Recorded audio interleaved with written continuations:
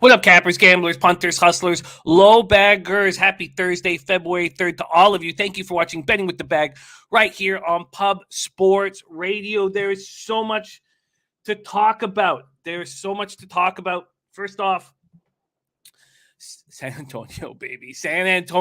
We have more and more people booking flights. We're going to have the hotel sent to everybody, the options that everybody will have here. We're just waiting on a couple more deals, but we have a bunch of deals set up for people. So that's coming. Also, our website, new and improved website, pubsportsradio.com. It's going to have our picks. It's going to have a whole bunch of stuff on. You can also watch all our shows live right there and comment in the chat, and we'd love to build that thing. So feel free to jump on the website and watch from there. Also, we're coming off glory. Low volume for me. It was a very relaxing day, and I'm telling you, it started off real nice with the Oilers scoring 3 goals on Samsonov.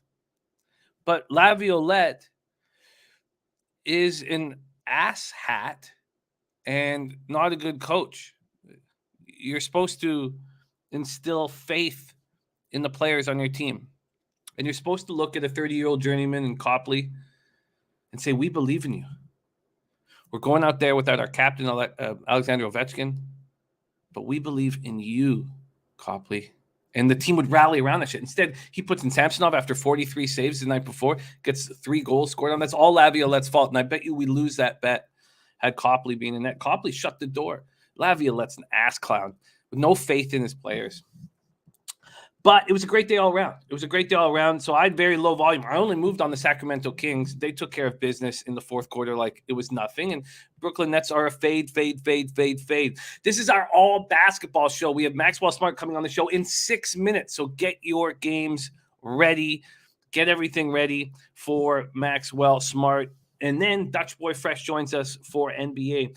Taint coming off a winner, Wisconsin, Illinois over 136.5. He's very busy on the mornings right now, so he's not able to jump in the show. So he either tweets it at me or he comes into the chat and drops it there. But he's been very strong. He cashed on the Boise Fresno over on Friday night. That did go to overtime and help, but he cashed Wisconsin, Illinois last night. Ron Crawford, 2-0 last night. Kings in NHL, Grizzlies in the NBA. The Say play of the day, sitting at plus 12.65 units after the Texas Tech spot, has 3 plays on today's show, so we'll close up with that. Dan Kelly cashed the Blazers second quarter +1 very easily. Did not cash the Nuggets +3. That was tough luck, and the Cavs first quarter didn't go through. Durrell had a 3-3 day. He tweeted out, and this is why Twitter is so important for our gambling. He tweeted out that he was adding to the Grizzlies first quarter and first half, and he was going for the Grizzlies trifecta. He cashed all of those, and it was a good thing because Hornets first quarter did not go through, Mavs first quarter, and Blazers first quarter did not go through. And it was very interesting that Dan's database was telling him to back Portland in the second quarter because it was a tired Portland Trailblazers squad, and they destroyed the Lakers in the second quarter. And we've got to keep a real sharp eye on what Dan's database of 40 years is telling him, because it will only help our capping. So I'm now 41-20 over my last 61 in NBA. Must keep it going. I've made 2 bets already today, both on the same game. Maxwell Smart got unlucky. That's the only way he doesn't have a winning day. He's had winning days every day. He's had a 2-2 day where he lost a tiny bit of vig. But other than that, he's won every single day since I came back from COVID. And he missed the team total over in Abilene Christian by a half point. Which gave him a loss. And then he was on Missouri first half money line. They lost that first half by a point. That's why he went 2-4. So he came so close to another big winning day. NHL was good to us. Islanders are a problem. I don't know what to do with them. I don't really know if I want to fade them. But they got completely outshot in that game. It was 29-15, the shots in the third period. And I was like, where's the urgency from this squad? I mean, Trotzy's going to lose his shit on them. Lamorella watching those guys. I mean, he's going to make moves. Lamorella doesn't just sit there and watch his team struggle, so he's going to make moves for sure. That was the only loss on the day. Wild -1 at +104, a 5-0 win. Dennis Garcia says they're the best team in the NHL. They're certainly a very good one. Then Oilers cashed a +115. Edmonton, Washington over 6 at -115. And then we lost on the Islanders. Gokster was adding that Blackhawks team total over that cost him a winning day. He cashed with Edmonton, Washington over 6, lost with Islanders regulation, cashed with the Red Wings first period, but lost the race to 2 and the race to 3, cashed Oilers first period. And that's that. That is all of our action from yesterday. As we always tell you, the only promise and guarantee we give you on the show is honesty and transparency. That's it. We do have one of our low baggers, OG low baggers, who supported us since I started, supported Pete before I started. Trevor Loudon, still fighting cancer right now in the hospital. He's a young man. He's got so much life ahead of him, and he's going to beat this. And they got it early. He's going to beat this, but he still needs all our love and thoughts and prayers and light and positive energy and whatever it is that you do in your own life to kind of, pass on positive energy to somebody else. Please send it to our man, Trevor Loudon, who's going to beat this. He's young, strong. He's got so much ahead of him. A great guy, great capper. And it looks like it's going to keep him from coming to San Antonio, which is what bothers him the most. What bothers him the most is that he's not coming to San Antonio. So big shout out to you, Trevor Loudon. We love you so much. Real Deal Prime, Ryan Kozlowski in that house. And there's Pop Sports Radio saying Max is on first today. Get your college basketball in so we can cover them with the Cupcake King. And there's Justin Android already locking stuff in. Ryan Kozlowski. This is all NBA Day. There's the community and new knowledge. And man, keep an eye on the community and new knowledge, doing great work. And there's Max. If you can give me a look on CBU, depending on it, to pay for Bailey's student loans. I love it. And I forgot to ask that the last time. Cash me out pick of the day in NCAA basketball. Eastern Michigan, Ohio, first half under 66.5. And he's been tracking his action, which has been great. Let me copy and paste that. Community of new knowledge. Respect. What a couple of spectacular cappers we have on the show today. We go from Maxwell Smart to Dutch Boy Fresh. I mean, I don't know how it gets better than this. I'm so excited about these two guests. I'm so excited about the show. I'm so excited that I've turned it around in NBA. Oh, man. There's Crumb giving up action here as well. There's Razor Sharp picks. 1,800 pick 5 at Charleston last night. Oh, man. Said he'll be posting horses all day on Twitter and getting ready for tomorrow night's show. I love it. Friday night action with Razor Sharp picks has been so much fun. Ryan Kozlowski, Henry Dice, Serious Business, Michael Ervalina, Raymond Reichart. A $48 ticket. Nice job, Razor. Nice job. James S. ready to go. Said had a profitable night last night. Even better day today. There's Danny Lopez ready to work. Thank you guys all so much. There's Jay Peasy. Thank you guys all so much for joining us. Lamont Williams, watch out for his max bet. There's Dennis Garcia in the house. Oh, speaking of which, with the Raptors and how well they're playing right now, and I know we're going to get an NBA. Nick Nurse, 50-1 to win Coach of the Year. Look, I know Bickerstaff should be the favorite. It's Monty Williams. Monty Williams minus 125. Bickerstaff plus 375. 50-1. Should I just put 20? I didn't do it. I wanted to ask about it here in the chat, but $25, pick up over a K. All right. Raymond Reichart says that about the Nets. I don't. I loved every second of it. And they're a fade. And there's Henry Ice saying Taint is being fired. There's TJ ready to get to work. My guy. Aaron left us. There's Slatsy. Slatsy says 2-1 last night with NHL break. I get to listen to experts on NBA and college. Teach me, he says. Well, let's do that. There's Dan Bonner in the house. All eyes on the Canada women's Olympic hockey team. All they do is win, and cover. Minus 5.5 was free money as they coasted to a 12-1 win. Thank you, Dan, for sharing that. Let's keep an eye on that. I know Max is also a college women's softball expert. I wonder if he's attacking the women NHL. Sweaty Butcher killed the NHL's overs again last night.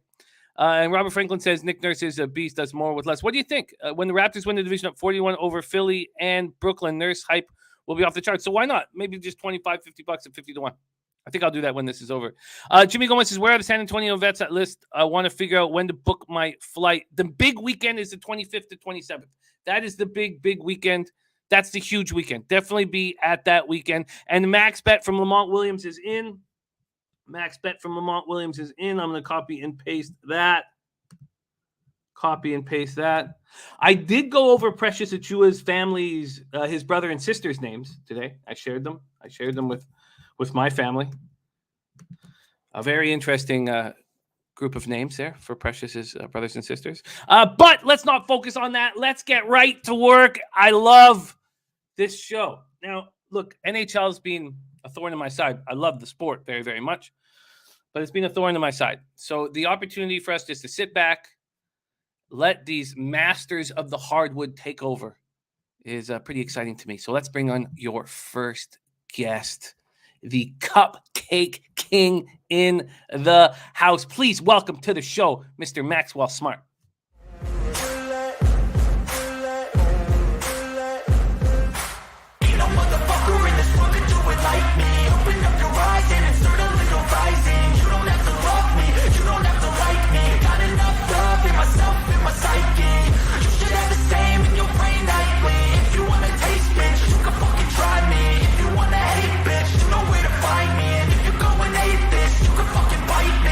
Cruising in my lane fast, call it high speed. I've been working hard. Yeah. Maxwell Smart, how are you, my man? Yeah, I'm kind of pissed off, Jim. Sure. I'm wealthier than I was yesterday, I'll say that. But watching St. Louis score that last bucket against George Mason, I'm still angry about it this morning. And if I could literally fucking throw piss on the Abilene Christian men's basketball team, I would, because they fucked me out of getting a 3-3 day. I have to come on the show with a 2-4 record because of fucking a half point. And if I was in my fucking Kremlin Discord, I'd be verbally abusing Noli right now. That's what I'd be doing. As you should. As you should. Well, we're very excited about opening up with college basketball. We have games coming in as we speak, and we're excited to work with you. And that's how you stop the winning streak that you've had on the show, is by the tiniest of margins. You have been excellent. And you came very close to catching that Missouri first half, a plus 158. You're doing spectacular work. Your average line has moved to plus 101.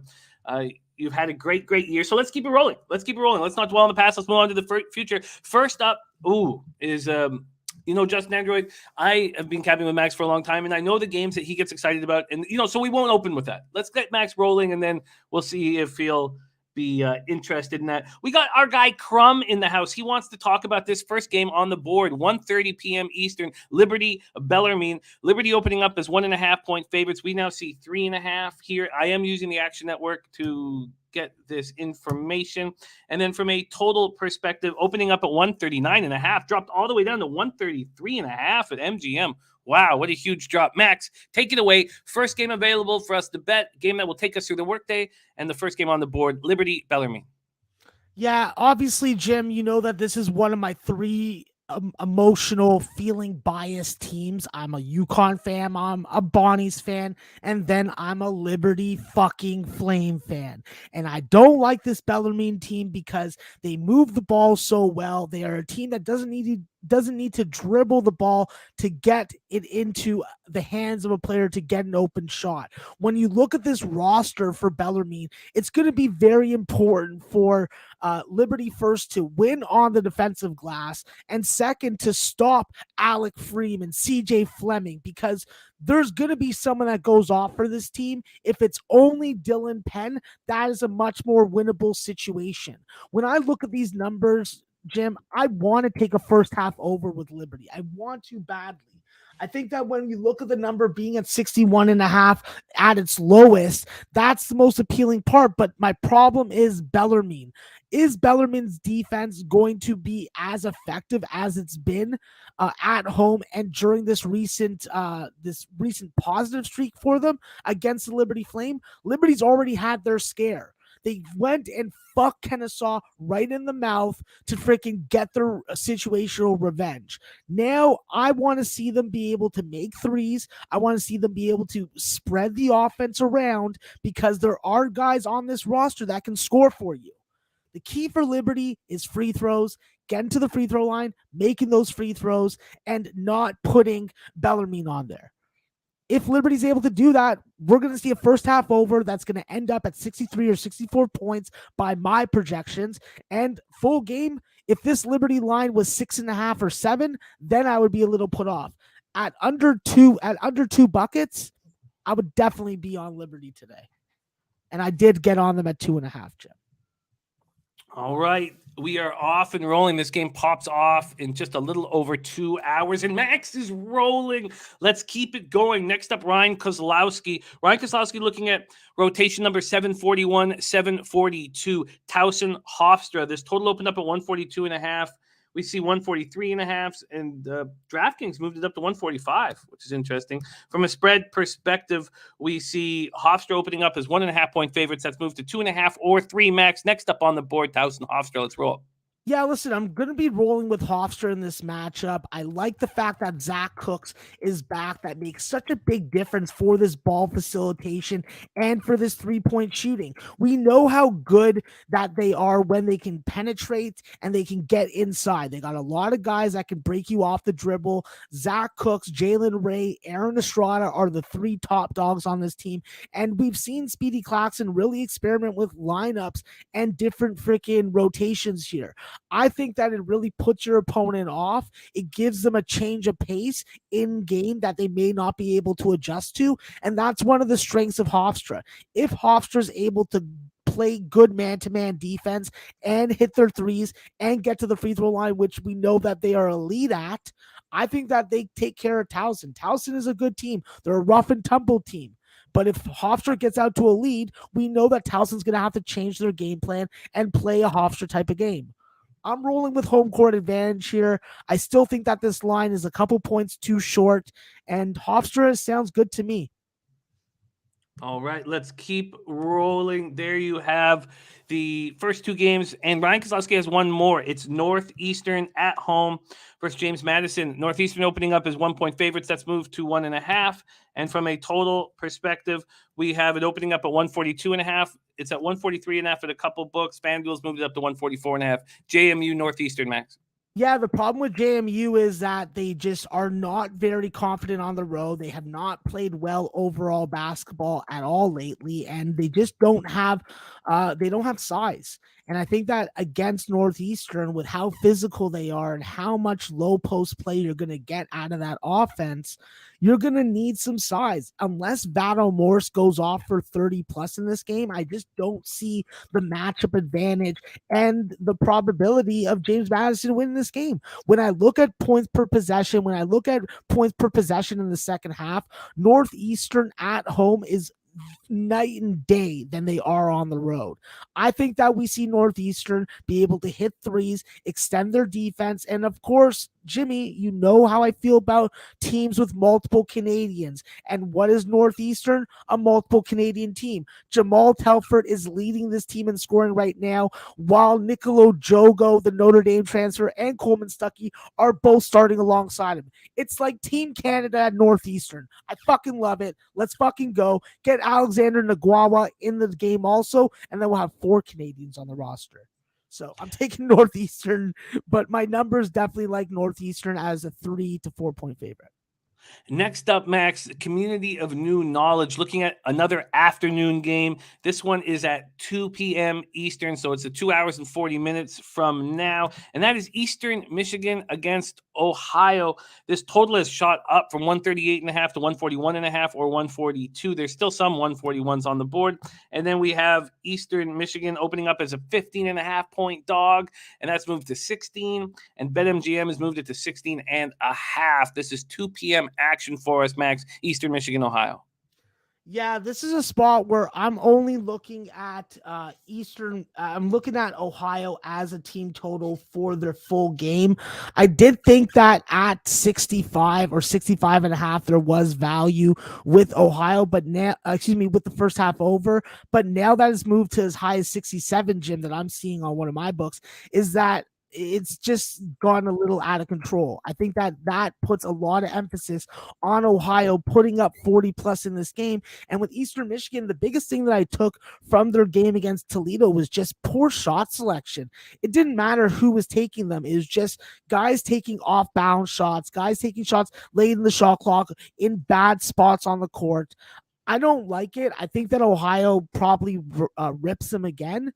However, when it comes to a team total and we look at something that's under 80, I do think that Ohio can still freaking eclipse this. So Ohio's going to have the best point guard on the floor. They're going to have the most versatile big men. I think that Ohio does not take Eastern Michigan lightly and fucks them in the mouth before the snow comes.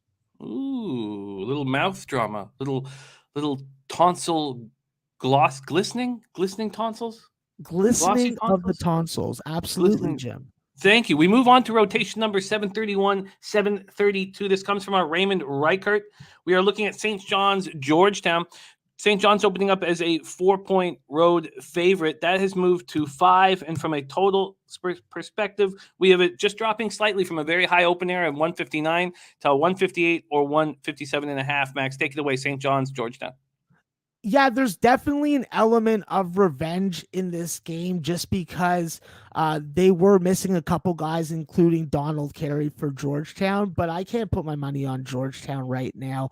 I think that with their 3-point shooting, they're very dependent on Caden Rice, and Caden Rice has got to be able to show up. I think that on their home court, already playing the St. John's team is going to give them that advantage, but you're going to need some really good rebounding, and I'm talking about on the offensive glass. That's where they were able to really extend possessions and cover up some of their shooting freaking warts that they were having against the St. John's team. At the end of the day, though, unless they can freaking be a little more efficient shooting from the perimeter and the 3-point line, I don't see how those offensive rebounds are going to help them actually win the game. I think that at the end of the day, this is a spot where I do think that we're going to see some points, but it may be one-sided. So it's hard for me to get on the over, and it's hard for me to get on St. John's as a 5-point favorite. I wanted to get us rolling before I ask you about this game, but we're moving over to the West Coast for a little while. But we are talking about some conferences that you like, but we have to, at least Justin Android was the very first in the chat, and he wanted to know your thoughts about Oregon, Colorado. Do you want me just to skip it? I know it's a conference that you don't like, and I want you to feel, I want everything to be exactly the way you want it, Max. We love capping with you. Should we skip this game, or you want to talk about it? I'm going to talk about it because I was actually talking with Dabby Cab before, and he was talking to me about some of his plays, and I was just like, the one play that I actually gave some time to with this slate in the Pac-12 was that Colorado-Oregon first half. I think that with Oregon, how they were able to put points up on this Colorado team, I don't think that's going to change tonight. I think that this Colorado team is playing their best basketball right now. And by my numbers, their team total in the first half has value if you're getting under 40.5. I think that when you look at this from a total perspective, and that's the way that I want to attack it, I think that the first half over is the play to go. So I'm not going to be touching the side, even though I do think Oregon has the same result as last time. But I think that we're going to see an explosive Oregon offense early, and Colorado at home is going to have to put up or shut up. And if they put up, well, we're going to be able to see 70-plus points.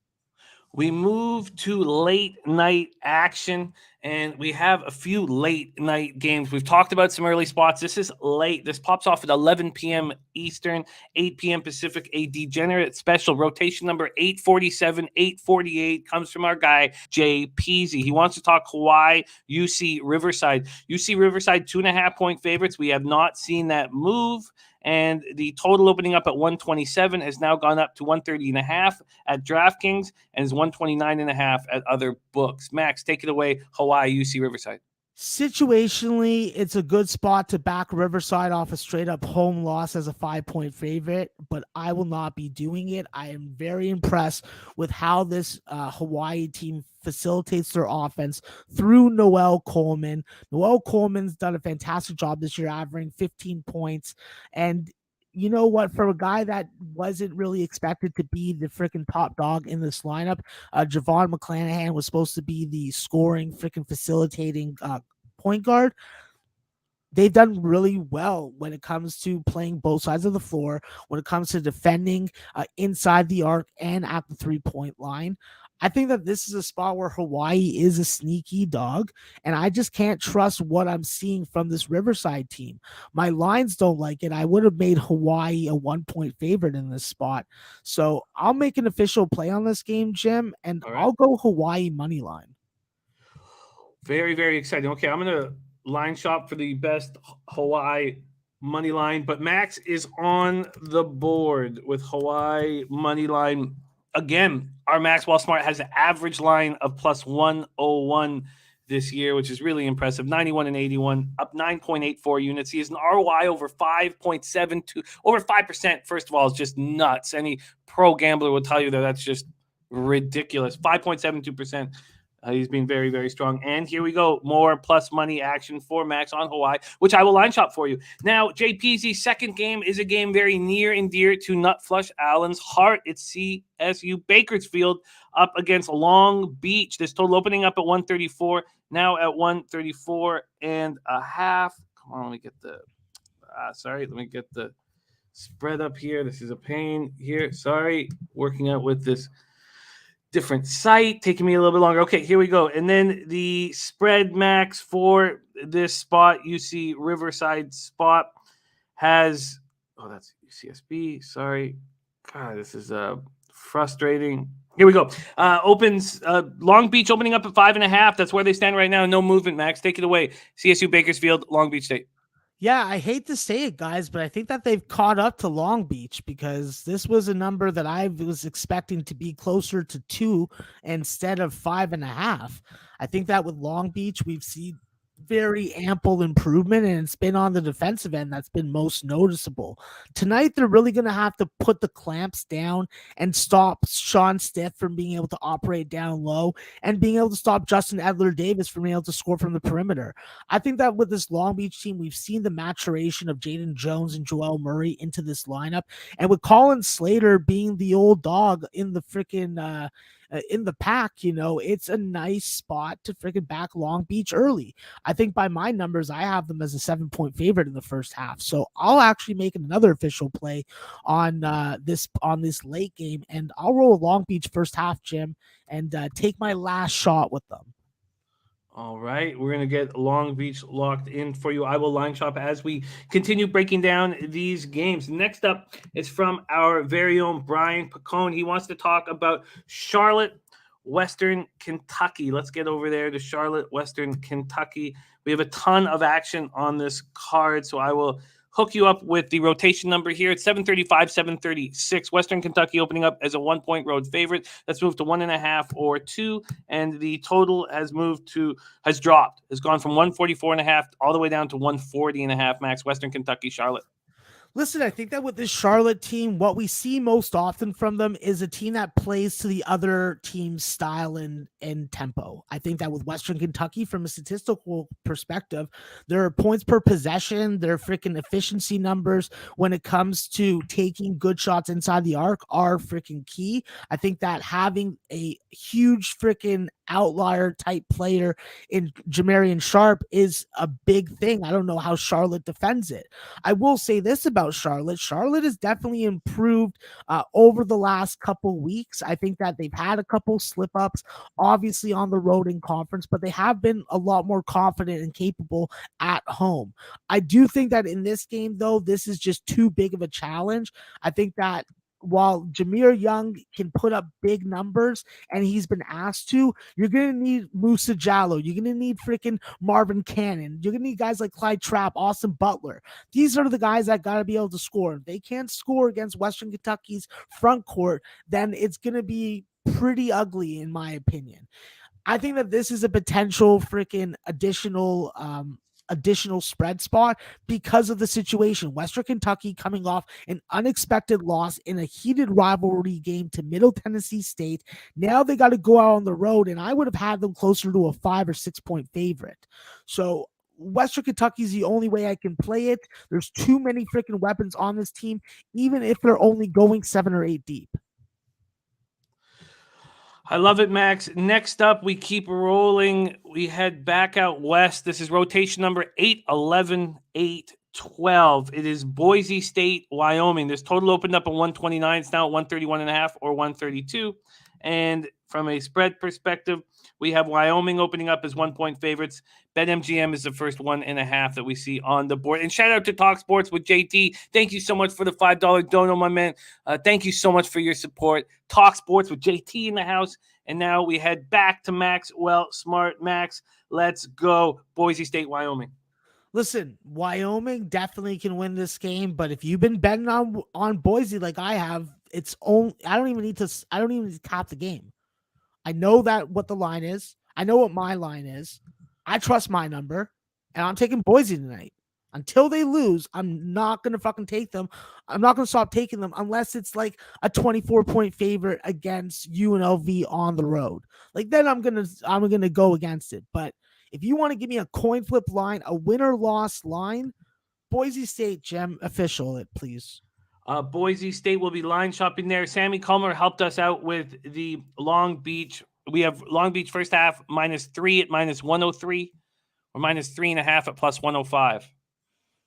-3 at -103, please. And thank you, Mr. Palmer. -103. Thank you, Sammy. We'll get everything locked in too. We also have taint plays of the day. We have spreadsheet plays of the day as well, which we will go over. But let's utilize Max as much as possible right now and keep rolling. Max, the next game that they want to have you break down is back in the pack. Do you want to just skip Arizona, UCLA? Do you have any thoughts on it, or do you want to keep moving through? I think that with the line, it's definitely a UCLA spot or pass, but with their injury issues and how this first game evolved or devolved, I'm not going to back this game. Next up, we have from our guy, Jeff Shahadi. He wants Oakland, Northern Kentucky. Let me get this up here. Oakland, Northern Kentucky. This is rotation number 747, 748. Oakland opening up as 3-point road favorites. We do see some 2.5s on the board. And the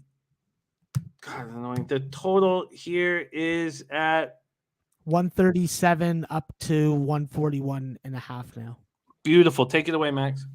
Yeah, listen, Jim, this is a really good game. I want to trust my numbers on this spot, but there's just something scratching me or tapping me on the back, being like, hold up, Max, hold up. This is a Northern Kentucky team that really does a good job of chasing teams off the 3-point line, but is that going to really matter against Oakland? Oakland makes their bread and butter going inside and getting onto the free throw line.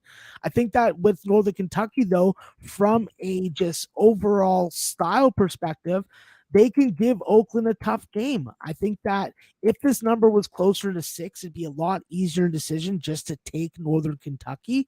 However, with it being at the number it's at right now, I have to consider just Oakland first half as a play because that's where my number has the clearest advantage.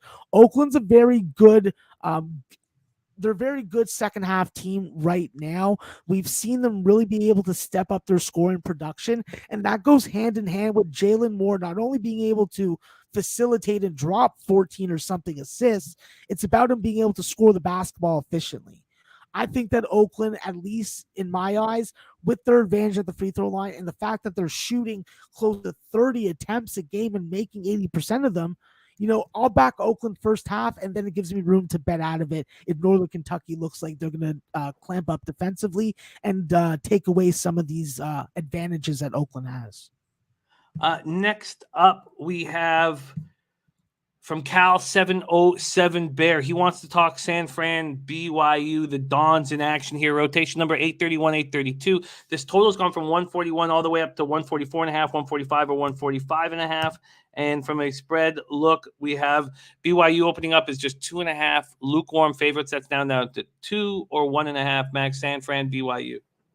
Yeah, listen, when we go back to the first game and how BYU was able to win it, I do think that they have the matchup advantage versus this San Fran team, and that's simply because of freaking Frieni Traore. This is the kid that makes such a big difference in the lineup. He opens up so many freaking mid-range shooting opportunities for Barcelo and Tejon Lucas, and I think that when you have Caleb Lohner and Gideon George at home, that's when you're going to get their best performances. They got to freaking be able to crash the offensive glass.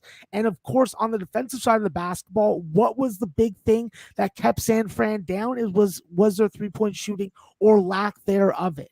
If BYU can keep San Fran off the free throw line and do not as good a job, because you can't expect 13% 3-point defense the second time around, but if they can keep them under 30 on their home floor with the way that BYU takes care of the basketball, I could see them winning this game, but I'm not on it either way yet. BYU is taint number one. Taint number one is BYU. Shout out to Maddie Ice.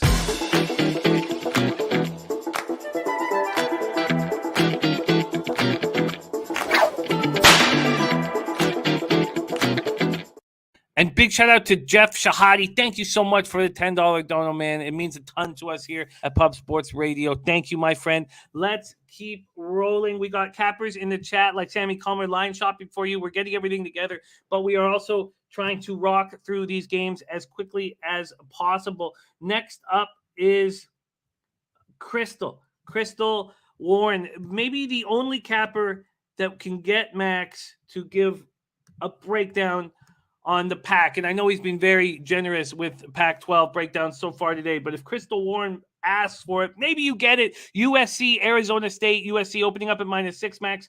There is a 5.5 at BetMGM and a 6.5 at PointsBet. And from a total look, we have it shooting up from 132 up to 135.5, Max. Listen, this is not a game that I have a bet on, Crystal, but when I look at the game and I look at my lines, I thought USC would be a 10.5 point favorite. I think that Marcus Bagley not being in the lineup for this team makes such a big deal, and DJ Horn and Marion Jackson just have not been able to be efficient enough for me. I think that Jay Heath is the big difference maker for Arizona State tonight. If Arizona State's going to be in this game, Jay Heath's going to have a standout game. From a first half perspective, I do think that USC has a very clear advantage in the first half. By my numbers, it's about freaking 6 or 7 points. So that would probably be the way that I would lean to. However, I haven't got there yet. Max, next up, we have Robert Franklin wanting to talk Bryant and St. Francis. Let's move over there as fast as I can. There are so many games on the card today, and Max is working his way through them. And you can catch Max Monday through Friday at 5 p.m. alongside Connor Mack right here on Pub Sports Radio. Next up is Bryant, St. Francis, Pennsylvania. This total opened up at 148, now 149.5. And from a spread look, we have it opening up with Bryant as 3-point road favorites. That's down to 1 at DraftKings, 1.5 at BetMGM, 2 at PointsBet. Take it away, Max. I think that this is a real interesting game and a real game that Bryant's going to have to see what they're really made of. Peter Kiss is going to be suspended after the LIU game, and he's suspended for 2 games. Luckily, this gives a perfect opportunity for Charles Pride to be the focal point of the offense. If Charles Pride can hit threes, score inside, and rebound the basketball like we've seen him for 3 years do very often, then Bryant is just going to be fine. I think that winning the game by so much against St. Francis, I do understand why this line will probably flip to St. Francis being a favorite. However, Bryant is still that hot. They can zone up. They can play just as good a defense as St. Francis has demonstrated too. And with St. Francis, you know, if Josh Cohen isn't scoring down low, if Mark Flagg isn't giving you interior defense, if Maxwell Land isn't hitting 3-point shots, you got problems. And with this offense, I cannot trust its consistency. I am all about Bryant. I will ride Bryant, and if Bryant becomes an underdog, you know, I will jump on them again and take a plus price. Peter Kiss may be out, but we see it over and over again, guys. In college, in professional sports, a star goes down, a star gets suspended, a star leaves, team elevates. I'm going to ride that theory again today. We got some nice numbers for you, by the way, Max. Hawaii money line is +1 and 122 at Pinnacle, but +135 at Circa. So we locked you down there. Boise over at Circa +100. So we're getting you back into the plus. It's a slight minus spot over at Pinnacle. So that is rolling. So those are Max's 3 official picks. We're running out of time with Maxwell Smart. He's rolling right through everybody's action like a champ, and we love it. We have Dutch Boy Fresh coming up next in NBA, but we have a few more minutes of Maxwell Smart, so let's keep rolling. Next up, we have a game from Nathan Cerna. He wants to talk about rotation number 755, 756, Tennessee Tech at Morehead State. Morehead State opening up as 11-point favorites. BetMGM's moved that to 10.5. And we have this total opening up at 134.5, and it's shooting up all the way up to 138.5 at FanDuel and DraftKings, 137.5 at BetMGM. Yeah, listen, I think that with this revenge game for Tennessee Tech against Morehead, you got to see Junior Clay and Keyshawn Davidson come out and play a little better. This Morehead team shut them down, beat them on the glass, made them freaking take difficult shots, even though they were able to run up and down a lot. I thought that when this line came out, Jim, I was like, wow, 134.5. I'll press the button on that. And I got some good CLV, but like I've said before, CLV doesn't mean fucking shit. Okay? Doesn't mean shit. I think that from a total perspective, Jim, I think now it's a first half over spot if you're looking to get on the over, but there's nothing that makes me think that this game is going to be any different from the first game. Let's also remember that this first game was played at Tennessee Tech, where they have played better basketball, and Tennessee Tech's biggest issue has been getting off to a good start in the first half. They do make decent halftime adjustments, and they do a good job of freaking pressuring and creating some turnovers to get into transition opportunities. I think that Morehead will disrupt their ball facilitation. I think Morehead will take away their offensive rebounding opportunities. And with Morehead, you do have good personnel. One of the best big men. It's probably the second best big man in the conference behind Jake Muzinski and John A. Broome. And then when you look at freaking this Trey Hollowell, Skylar Potter tandem, that's enough for me.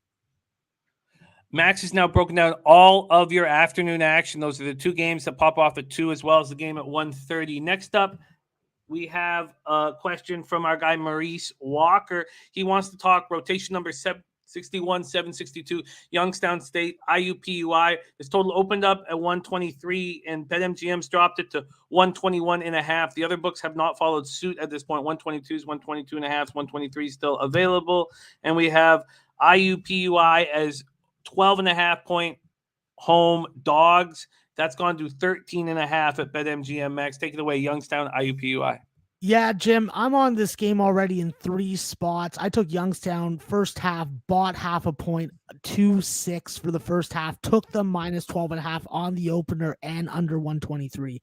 I don't believe in IUPUI. I will not believe in this situation. I think that Youngstown has a perfect opportunity to flex their muscle against a team that does not make threes, cannot facilitate consistent offense, and really just turns the ball over at the worst opportune times.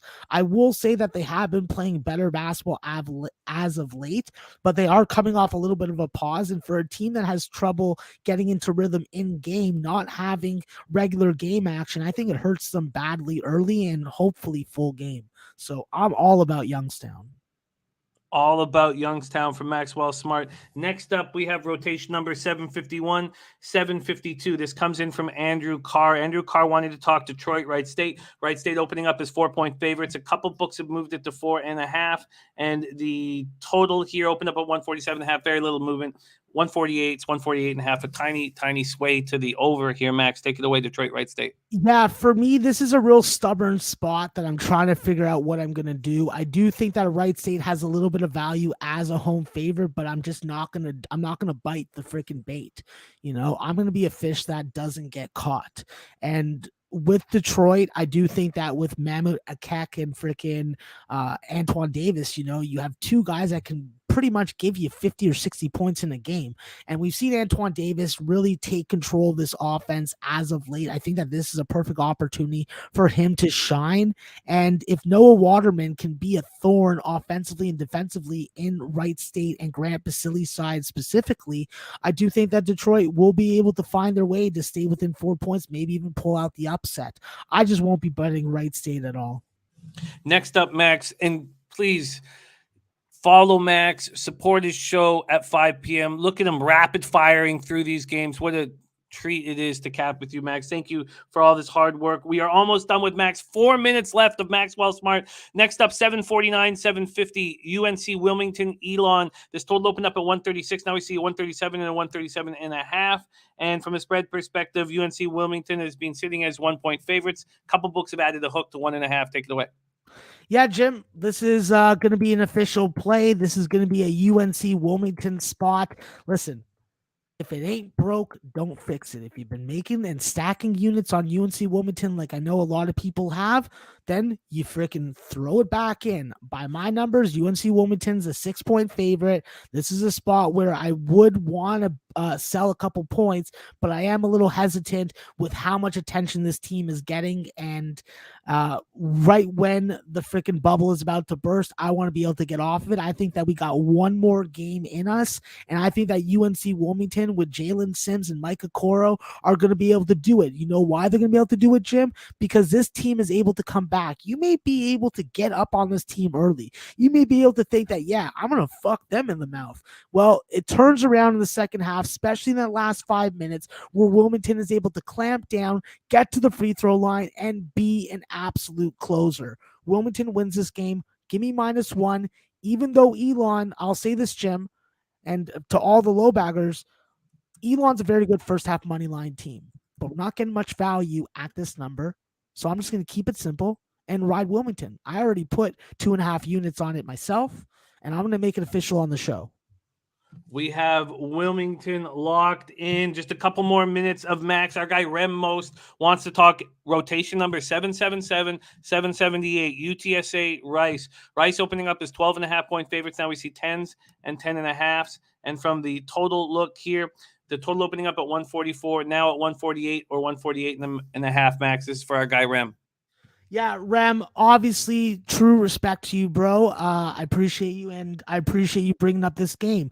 While I do want to take the over, I have missed the best of the line movement. We have seen a steady move, and I think that with this Rice team against Texas teams at home, this is when they play their best basketball, in my opinion.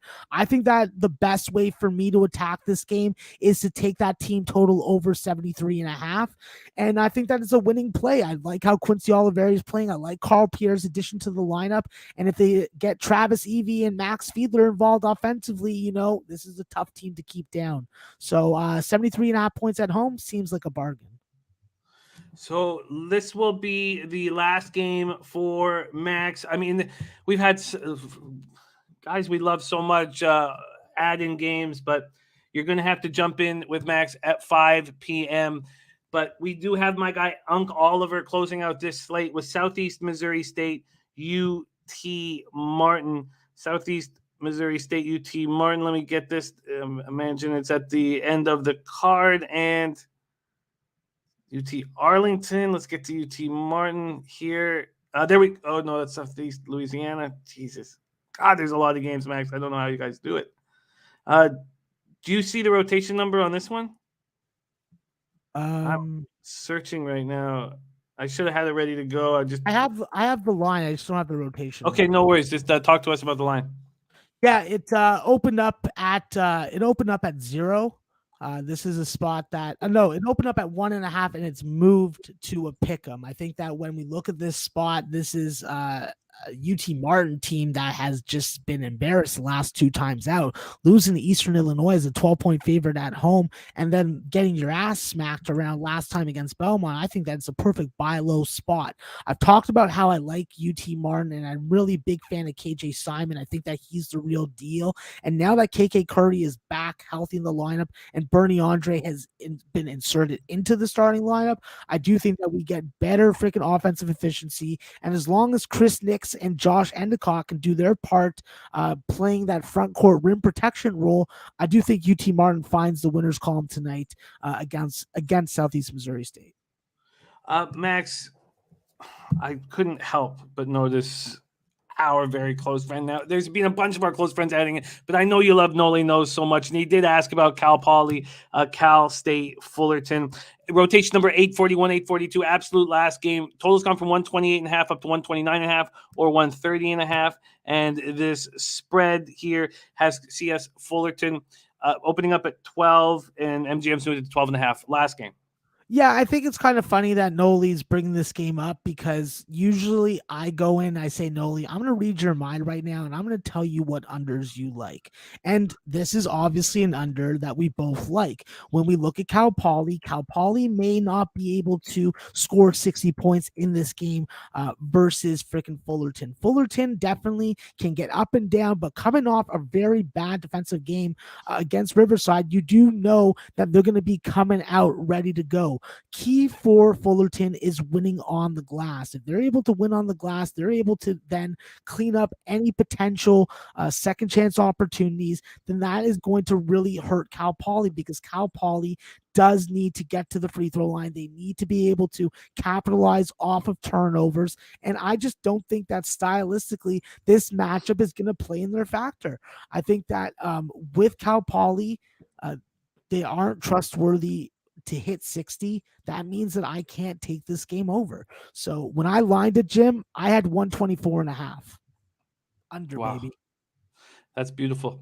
Thank you for that, Maxwell Smart. Look what we have here. This is so much fun watching Maxwell Smart cap this enormous college basketball card. I mean, I could sit here with them for 2.5 hours, but we have another show with Max at 5 p.m. Catch it alongside Connor Mack. Let's review Max's action.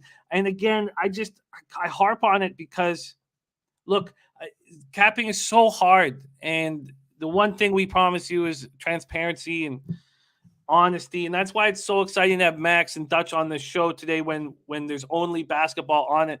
Max is coming up on 100 and he's made 172 plays on the show, and he has an ROI of plus 5.72%, and that's just unbelievable. Hawaii money line at plus 135. Long Beach first half -3 at -103.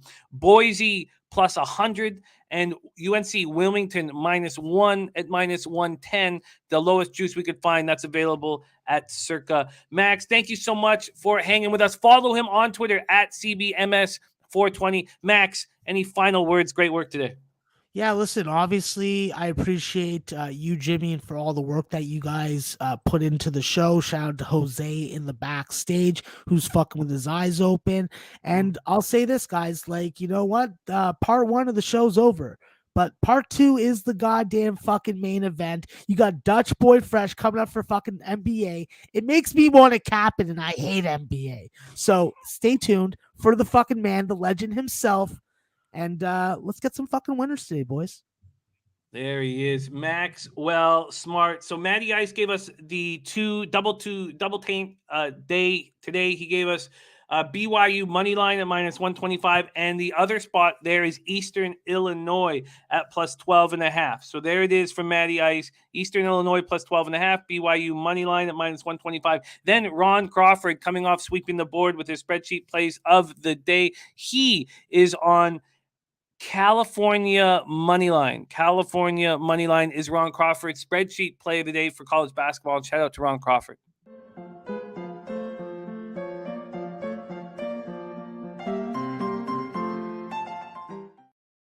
Bananas and grapes. What's happening, my man? Now, this is so much fun.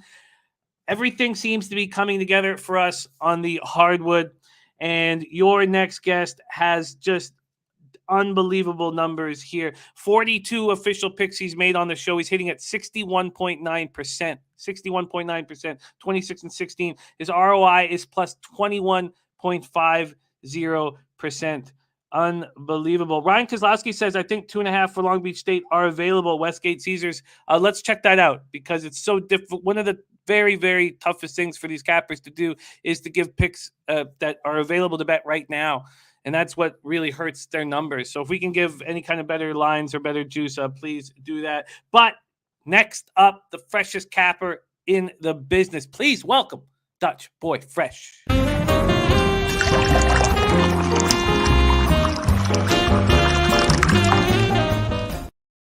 Dutchy, my man, what's happening? Jimmy the motherfucking bag. Salute to you, my guy. All the real ones in the chat holding it down. Love being here on a motherfucking Thursday. But I can't lie to you, Jimmy. Last night was a rough night. Touch gun, touch knife type of night, bro. You know, the Knickerbockers went out on a limb, and let's just say the limb wasn't too strong. But good thing I got the strength to get me right back where I need to be, man. Yeah. Hey, and also, Jim, real big shout out to Max Emil, doing his thing. Appreciate the kind words, my guy. Always, tune in a little bit after my show to peep out the knowledge on that college hoops. I'm about to start getting into it a little more now that March Madness is coming upon us, and I'll be out in San Antonio. I don't know if they'll let our guy cross the border, but hopefully I'll be able to link up with Max out there in SA, and we can show SA a good time a little bit. They might show us something though. Who knows? Ooh, I'm so excited. I'm so excited for us all to be capping together. We are on yesterday's card was very difficult, and but I'm starting to do things smarter. I wanted Denver, but I didn't move on it because the line was saying that Jokic wouldn't be there, and it still should have cashed for those who moved. It was unlucky. So I didn't bet it. I stayed off of it. I wanted Orlando, but they'd gone 1-9 on second half of back-to-backs. I stayed off of it. They covered. They're a maturing ball club. I almost moved on Charlotte earlier in the day. I didn't. We watched the line go up to 7. And at 7, I was like, maybe is that the time to move? But I still stayed off. They would have covered the 7. The only move I made was a easy casher on Sacramento. So that was and everybody who knows me knows I need volume and love volume. And 9 games were on the board, and I only made one bet. And that just means I'm doing things smarter. Yeah, great look on that Kings call too, bro. I seen that earlier. That's a nice look. Yeah, I was Money bullish came in on too it. on the Brooklyn too. I was bullish on it. 94% of the cash at about 7 or 8 was on the spread on the Nets, and it moved a half point. And I just felt like these guys are in trouble. And when push comes to shove, and you need to be able to score in the paint, how are the Nets going to score in the paint? I think the Nets are a fade. But let's not talk about yesterday. Let's talk about today right now, because there's a bunch of opportunities for us here on the card, and we are ready to attack. We start at 7 p.m. Eastern. Minnesota Timberwolves at Detroit Pistons. Let me move over to NBA here on action. So Minnesota Timberwolves, Detroit Pistons. Pistons open up at 7. There are 7.5s on the board now at MGM and FanDuel. This total opened up at 225.5. Now we see 228.5, 229s, and 229.5. So when we look at where the cash is in this game, 5,182 tickets in, 69% of tickets, 74% of cash on the Timberwolves, and then 70% of tickets and 87% of cash on the over. Little Caesars Arena in Detroit, Michigan. Pistons 8-16 at home. And the big issue with the Pistons is whether or not Cade Cunningham will be on the floor tonight. Minnesota 3-2 over their past 5, 4th in pace at 101.80 possessions a game. Detroit 1-4 over their past 5, 15th in pace at 98.10 possessions a game. Timberwolves coming off their second straight win, 130-115 at home versus the Nuggets on Tuesday. The bench is rolling for this Timberwolves squad. 55 points against the Jazz, 68 against the Nuggets. Taurean Prince went for 23 against Denver. Beasley went for 12. Reed went for 12. Noah went for 10.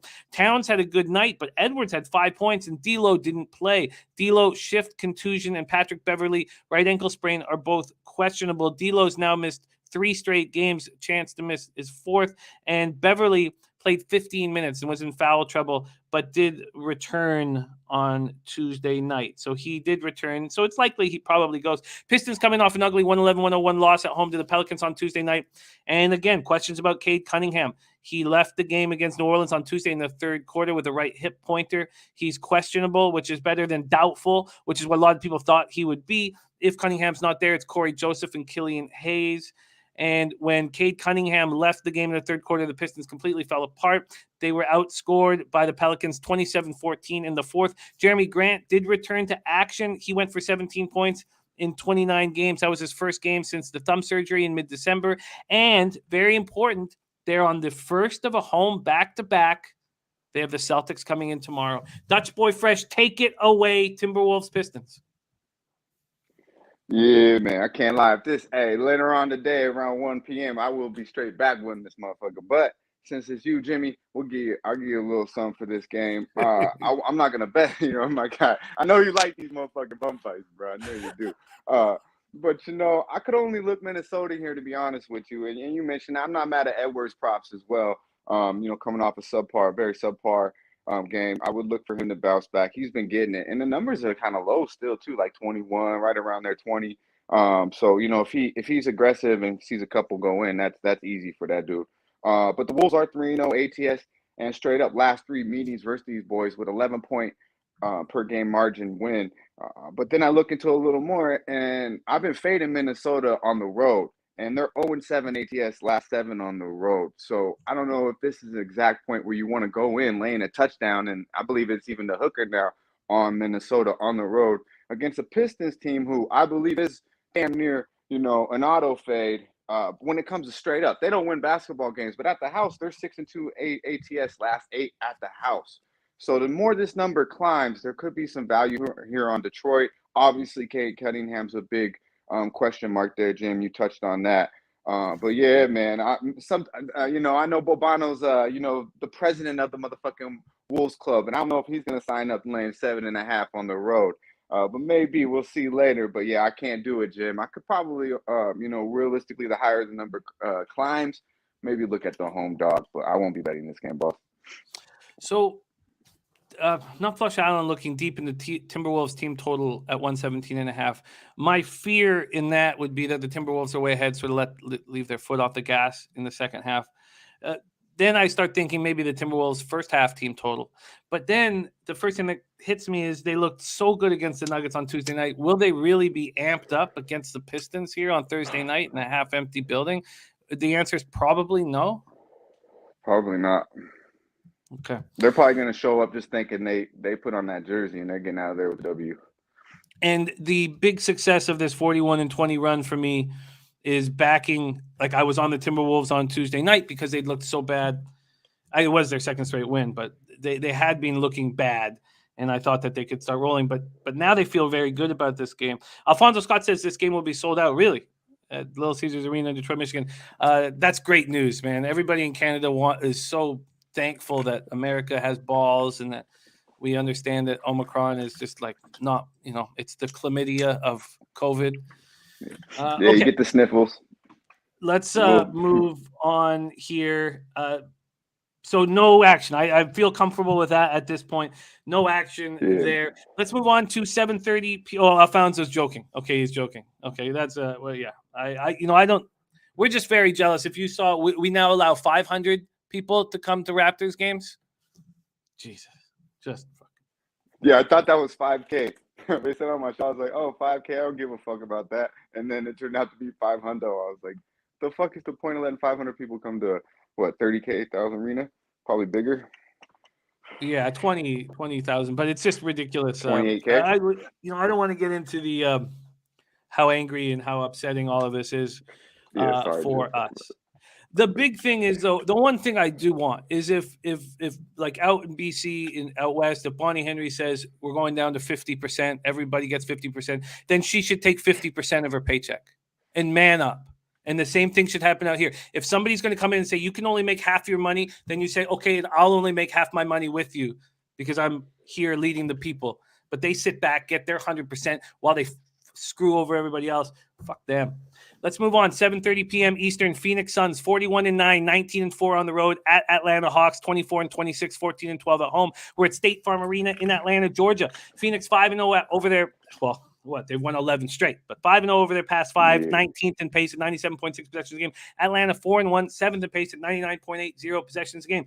I looked at this number this morning, and my very first thought was, man, I hope Trae Young is in this lineup and we have a chance here, but who knows if he's going to be. I don't know if anybody has more information on that. He missed Tuesday's game against the Raptors with the shoulder injury. This total opened up at 223.5. It's now up to 226 or 226.5. That tells me that he's likely in the lineup. The Hawks are now 4-3.5, so he has to be in the lineup. I mean, that's just the market telling us that he's in the lineup. Let's move over to the cash, 7,754 tickets. So at this point, that's the second most tickets in for a game. By far, Heat Spurs has the most by far. And that makes me feel good because I doubled up on the Spurs, but we'll get to that at the end. Here, 81% of the tickets on the Suns, 91% of the cash, and there's reverse line movement. Very interesting. 70% of tickets on the over and just 32% of the cash on the over. 32% cash on the over. Astute Chaos, don't worry. I did not see them earlier, and you don't need to worry about spamming anything, Astute Chaos. I did not see your place. If you could hit us again, sorry, we're doing a couple different things. I'm just, multitasking here, but you've never, that would never be, I would never think of that as spam, my guy. Suns coming off their 11th straight win, 121-111 at home versus Brooklyn on Tuesday night. But Booker, 35 points. He's averaging 33.6 and 6.4 boards over his last 5 games. Mikal Bridges goes for 27. Chris Paul, 20 and 14. The 41-9, the best start in the 50-game start in franchise history. Suns got Ayton back from the ankle injury. He goes for 12 and 6, and he's probable to play tonight. So is Jake Crowder.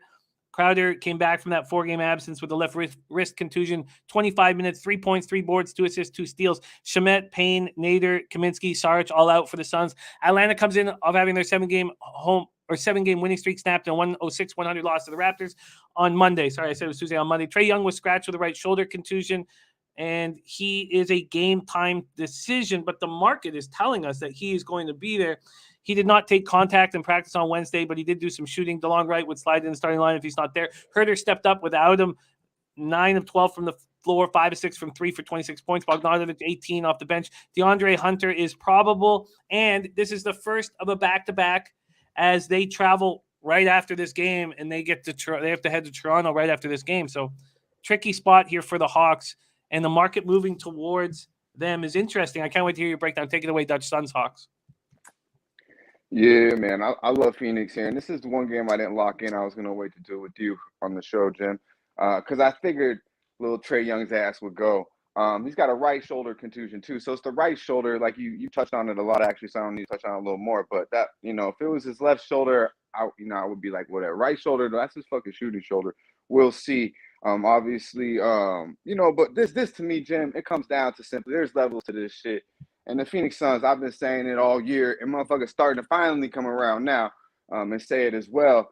This is the best basketball team in the NBA. It's not fucking close.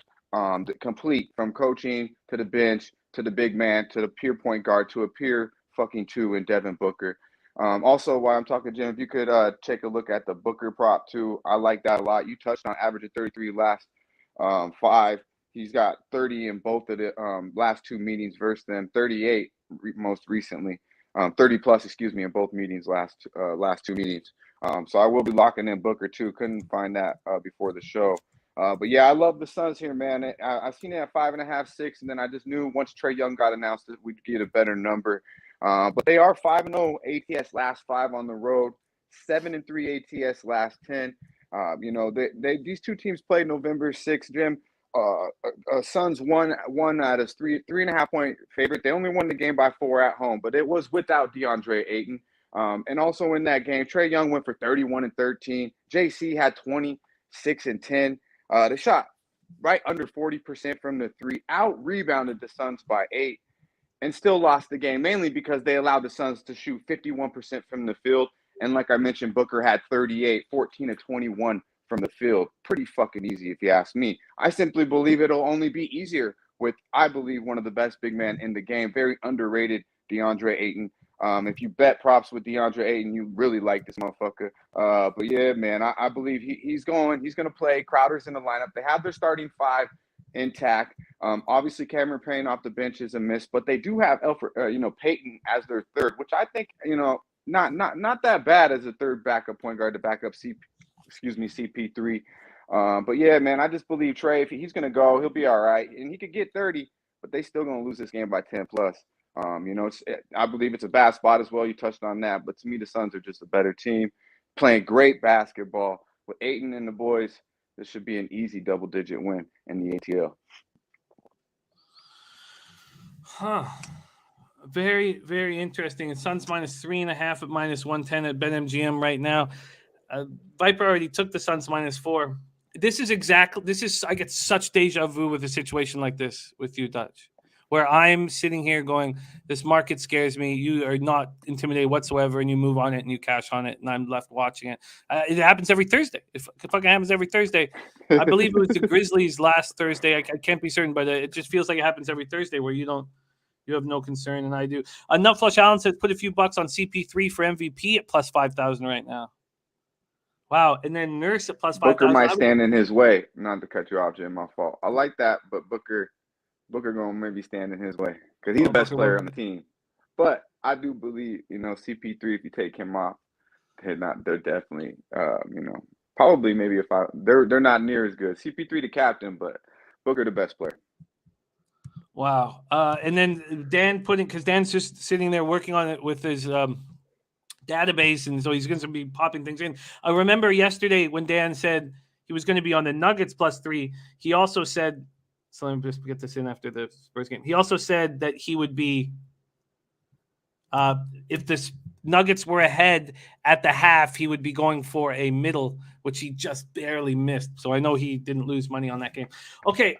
So do you want this to be official here? The 3.5 available for you? Yeah, man. All right. Yeah, I'm gonna bet that as soon as I get off. Also, right. did you see the prop for Booker on points? Is it over 28? Oh, I'll get your Booker. I'll do it. Let's just keep rolling. I don't want to. It's more important to hear you break down these games. So I'll search for Booker while you're breaking down the next spot. But yeah, my fault. I it's didn't perfect. get a Don't chance worry. to take a look at it too much. I'll take it. And anybody in the chat who can find us some Booker props here, please let us know. Look, this is going to drive me crazy. I'm going to be thinking about this nonstop. Astute Chaos is on. You've been running real good though, Jim. You've been killing it in the NBA. So do you, my guy? Do you? Yeah, but leaving money on it just I tell you, I'm just getting a flashback of every Thursday here where I'm a pussy and you're not, and you get paid, and I sit and watch you get paid. Phoenix Atlanta in the first half over 110.5 for Astute Chaos. Astute Chaos. Okay, let's move on from that. Congratulations, Cab. I'm not entirely sure what that means, but respect. Oh, and you're great. You're just starting to get rolling here. We know you're gonna do big things in the industry. Billy Friedrich has the over 29.5 at -110. It's 29.5 everywhere at this point. So if we could look for the least amount of juice, and I'll look at FanDuel as 29.5 for Booker. Yeah. Oh shit. Yeah, they know it's about the cash. Yeah, I'll stay off that. Stay off that for now. Okay, let's roll My cap on was again. 28, Jim. So. Yeah, I feel you. 29.5 at -105 at FanDuel and DraftKings. So we have Dutch Boy Fresh rolling with us. An ROI of over 21.5% on this show, which is just uncanny. It's just unbelievable. 7:30 p.m. Eastern. Chicago Bulls 32-18, 13-12 on the road. The Toronto Raptors 26-23, 14-12 at home. Scotiabank Arena in Toronto, Ontario. And I'm already starting to smile. I can just feel this joy, this just Gary Trent Jr. joy washing over me. This Masai Ujiri joy. I even went over all of Precious Achua's siblings' names. I'm just so in love with this basketball team and everything that they've done with it. And I looked at Nick Nurse's. Okay, I'll stop. But 50-1 for Nick Nurse to win Coach of the Year. Chicago 4-1 over their past 5, 12th in pace at 98.60 possessions a game. Toronto 4-1, 29th in pace at 94.59 possessions a game. It's always a treat for us to see DeMar DeRozan, whom we love dearly. Raptors are 3.5-point favorites right now. Let me move over to the total. Sorry, the total again. This is on Action Network. Total opening up. They say it's opening up at 215.5, and it's now 222.5. I wonder what book opened it up at 215.5, because if I go over to our old system here, which is actually updating, this total opened up at Pinnacle at 224 and is now down to 222.5 for 222. Oh, yeah. So very interesting there. So Action saying it opened up at 215. Pinnacle opened it up at 224 and it's dropping. Okay. So that's for us. And then for the live odds here, we have 6,809 tickets in, 61% of the tickets, 63% of the cash on the Raptors, and then 36% of the tickets on the under, 59% of cash on the under, and we see it moving towards the under, so that makes sense to us. Raptors coming off their third straight win, 110-106 at home over the Heat on Tuesday. Gary Trent Jr. will be going for the Raptors record, 6 straight games of 30 or more points, and he will be going up against the man who holds that record, DeMar DeRozan, who did that in 2016. Trent 33 against the Heat. Kem Birch remains out. Now they're on the first of a home back-to-back as they host the Hawks tomorrow night. Bulls come in off their second straight win, 126-115 at home versus Orlando on Tuesday night. DeRozan goes for 29, 10, and 5. Levine goes for 26, and Levine with right mid-back spasms is listed as probable for today's game. Vooch goes for 18 and 13. In 8 games against the Raptors, DeRozan has gone for 23 points, 6.6 boards, and 7.8 assists. For those of you thinking about the prop market, and he knows what Gary Trent Jr. is about to do. And God, I'm excited. Bulls are 2-1 since their 111-105 home victory over the Raptors on January 26th. That was the second game of Gary Trent's streak. He went for 32 in that game. For the Bulls, Ayo Dosunmu, 13 points, 9 assists on Tuesday. And Derek Jones, Alex Caruso, Lonzo Ball, Patrick Williams are all out long-term. Can't wait to hear your breakdown. Take it away, Dutchie. Bulls, Raptors. Yeah, man. I like the Raptors here, Jim. I really do. I watched that whole game against Miami, and I can see why you're excited, to be, honest with you. They're gritty, man. They really are. And Barnes is, man, he's a specimen, right? He's gonna be nice. I mean, he's starting. If he can really knock down that deep that trade on a consistent basis, I mean, unbelievable. Big shout out to the young Seminole. But yeah, man, and Nick Nurse, man, just the way he draws up plays out of a timeout coming out. I mean, that guy's on another level. I kind of like that value, which you was talking for him, Coach of the Year.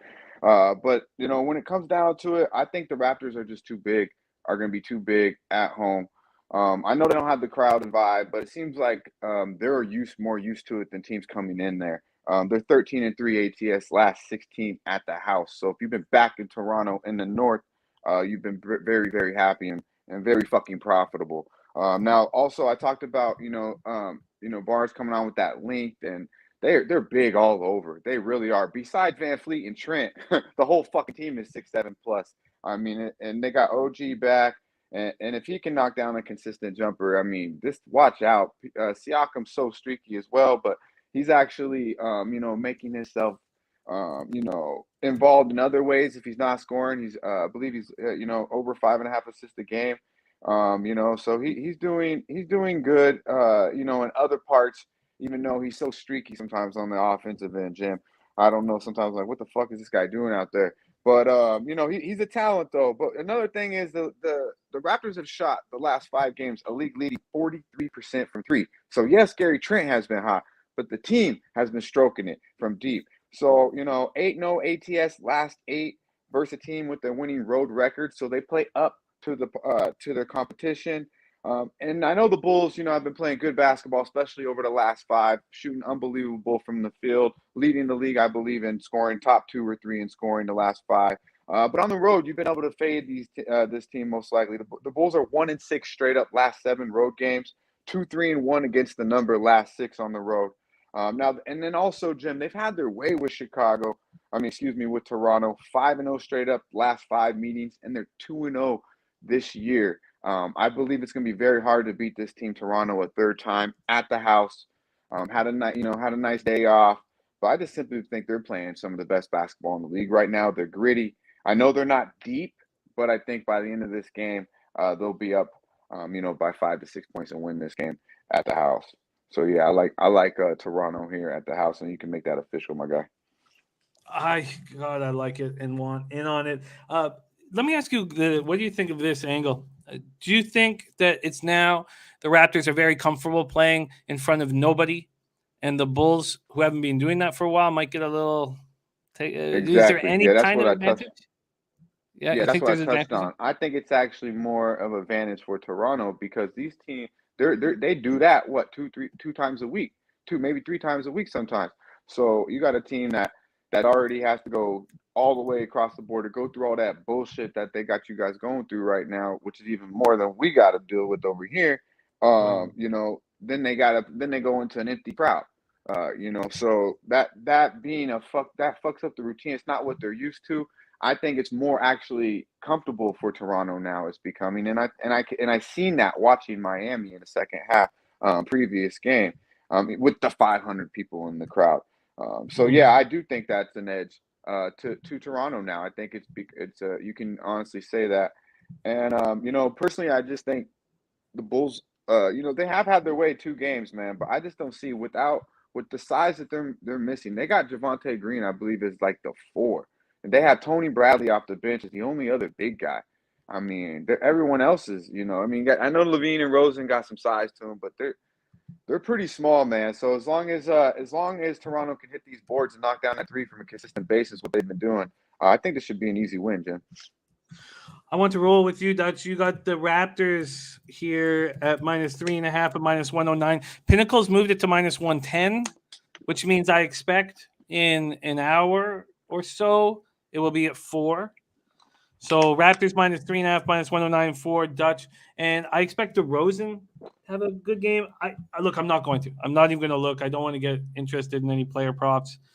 So I'm not going to. I'd love to break down, Dutch. I'm going to roll right with you. And by the way, if you were wondering what Precious's siblings' names are, a God's gift, God's will, promise, grace, and peace. Those are his siblings. Okay, let's move on. Next up, we have. Sorry, let me hear. We have this Miami Heat San Antonio Spurs game. So this is the only move that I have made. I took the Spurs +2. Oh, no. God, why did... Oh, no. Okay, this is such a tricky game here with all of the issues the Heat are having. I thought that I was going to beat this market move. It was clearly a mistake. Now I could get 3 for the half and 5.5 on the full game. Okay. Interesting. So a couple notes here. We have Dan Kelly saying past 8 years, there have been 6 times when a team 4th game of a trip and they've lost 3 straight. All 6 have gone way under in the first quarter. So he's on the first quarter, Miami, San Antonio Spurs, under 57. And he says another way to play this is to take the full game under, then middle it sometime after the first quarter. Okay, and yes, I hear you. I will add the 1 instead of the F. Apologize to drive you crazy. Okay, so let's talk Heat Spurs, AT&T Center in San Antonio, Texas. Let's start with the market move. We'll use a Pinnacle opener here. Pinnacle opened the Miami at -4.5, and it's now 5.5. This total opened up at 219.5. It's now at 221.5. We'll go over to the cash in this game. We have 11,979 tickets in, 15% of the tickets on the Spurs, 25% of the cash. It's exactly where I want to be. I'm surprised that I did not beat this market move.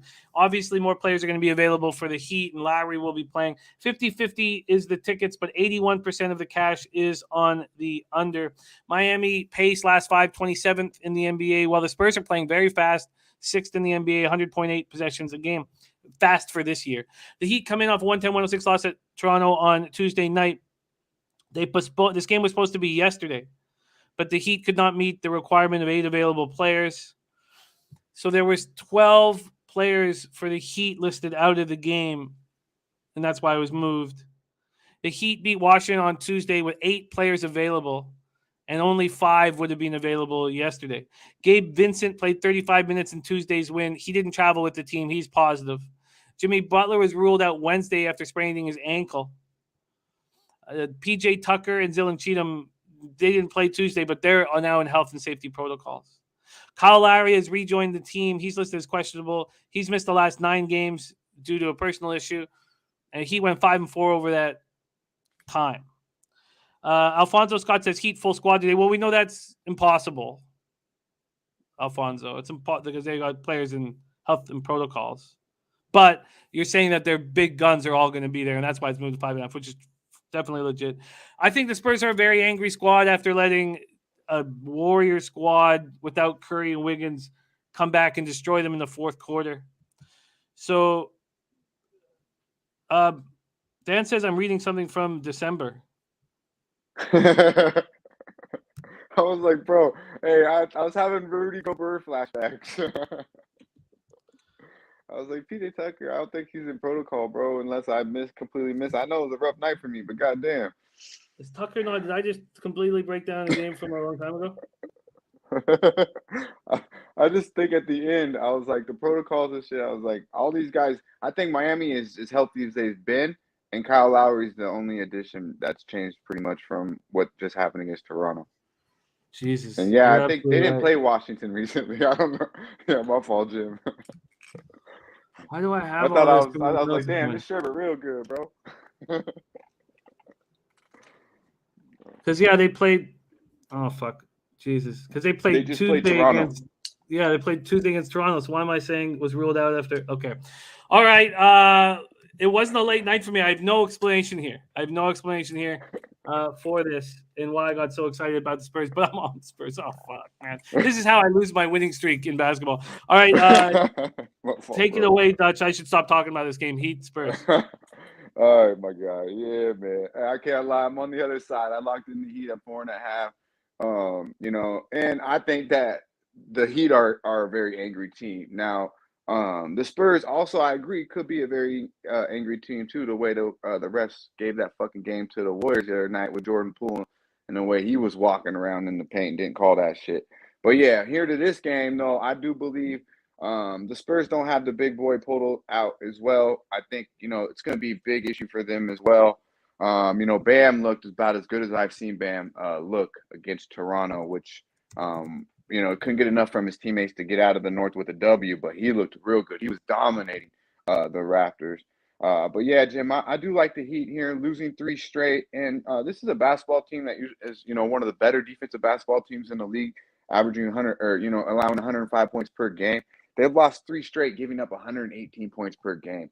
And the way they kind of just got punked in that second half after being up by 15 to Toronto, this is a team I think that's going to take it serious with, leaders like Jimmy Butler, a coach like Spo. And then, of course, one of the best leaders, I think, in the game, an ultimate pit bull, and Kyle Lowry coming back, who's not been injured.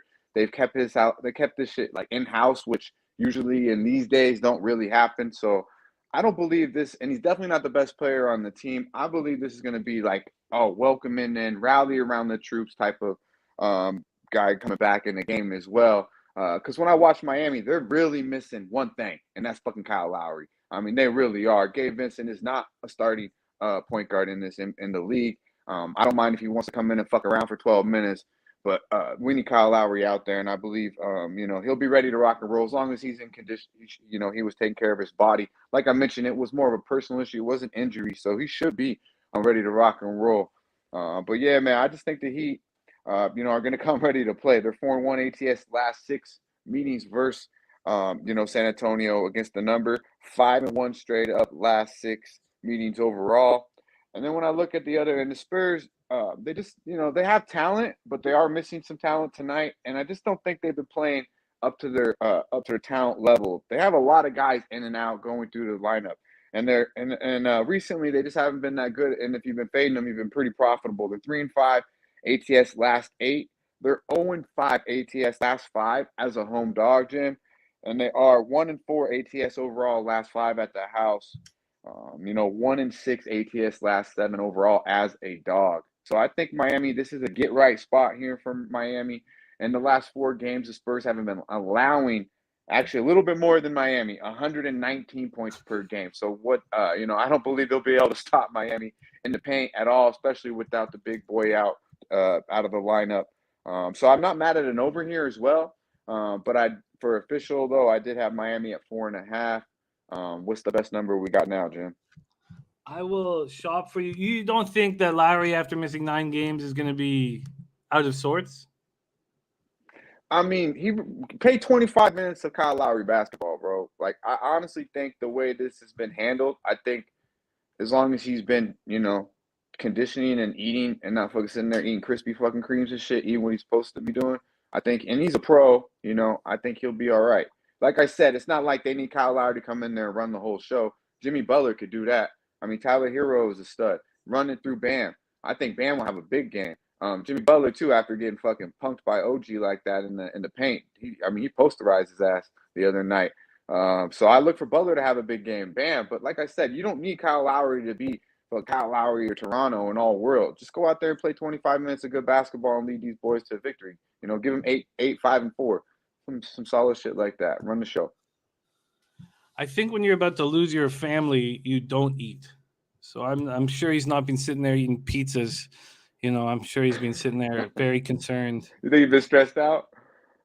I think that he's been very, very stressed out. Very, very stressed out. The -5.5 is at -107 here. You can get a Some -5, but people it's, stress eat though, Jim. It goes either way, you know. I Motherfuckers don't. sitting there eating Haagen-Dazs and shit, talking about, oh, my wife, I don't. you know. I don't. That's not what. That wouldn't be my fucking. If they were about to, So if that my would be family was my about to be hey, taken my. from me, that bottle of booze would be I was saying mine immediately. be probably that half gallon of fucking Makers. I'll be breaking my wrist with that bitch. Yeah, and I joined the Pigeons for their balcony fuck fest, man. Okay, so I can get you a -5.5 at -107, but is that is that Yeah, point bothersome? yeah. I don't like it that you're so much on San Antonio, but you know, I think you were talking. I think you were in December still, so I don't know if I should be worried about it. Jim. Don't No, be worried about it. Now, I do like no, backing a team after they have been embarrassed, and that's been right. working for me. And I do think that I, Lowry is an issue, but I did think that there was some COVID issues going on. yeah, they're fully healthy, and I think they're angry. Yeah, we'll go ahead and lock in the 5.5. I'm not going to be scared. I think they should be up here by 8 to 10 here late fourth. I All got right, 4.5, so 5.5 is not too bad. -5.5 and I think 6 -107. would be the cap for me.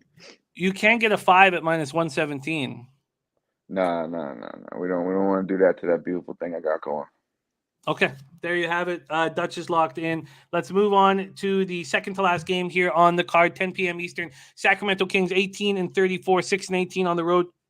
Golden State Warriors 39-13, 24-4 at home. We're at Chase Center in San Francisco, California. Sacramento 1-4 over their past 5, 21st in pace at 97.10 possessions a game, while the Warriors are 5-0, 8th in pace at 99.70 possessions a game.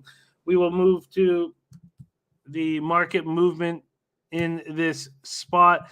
Sacramento opening up as 13.5-point dogs. That's where they stand right now. This total opened up at 223.5 and has gone to 224.5 and 225. My initial move, and I came close to betting it this morning, but I was a little surprised I didn't get more than that. And whenever that happens, whenever the first quarter is much lower than I expect it to be, the dog covers. I mean, it's not a black and white thing, but this year, every time I've been like, really, that's all they're giving us is because the dog covers. I want the Kings in the first quarter here, after the magic that the Warriors showed without Steph and Andrew. Now you have Steph and Andrew back in, and obviously they're a much better basketball team. Don't get me wrong, but everything kind of changes, and I think that the Kings will be dangerous early, and I want to move on them. But I was surprised that I could only get a +4. It was at -105. I'd be curious to see what it is. I am going to make this bet at some point today. Sacramento first quarter. It's now 4.5. Okay, good. That's all I had to do was just wait. I'll take this Sacramento first quarter 4.5 when this show ends. Let's move over to the cash flow here. We have 4,640 tickets in. 67% of the tickets, 91% of the cash is on the Warriors. 84% of the tickets are on the over. 84% of tickets on the over. Sacramento's on the second half of back-to-back after defeating Brooklyn at home last night, 112-101. I know that happened. I'm certain that happened. De'Aaron Fox missed a 6th straight game with a sore left ankle. Bagley sat out second in a row with a sprained left ankle. Neither is going to or is likely to return. So Davion Mitchell, he looked good. He looked good. He's going to be matching up against Curry. He looked good against Kyrie. He went for 18 points. Harrison Barnes went for 19. Golden State comes in off their 7th straight win, 124-120. It was very impressive. So no Steph, no Clay, no Wiggins, no Porter, no Belicha. And they win 124-120.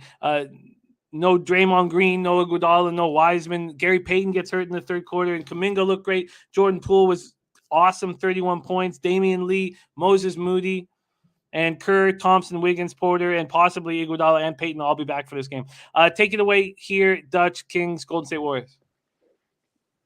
Yeah, man. I can't lie to you, Jim. I don't got too much for this game. And I agree with you, though. I think the momentum for Sacramento could carry over early.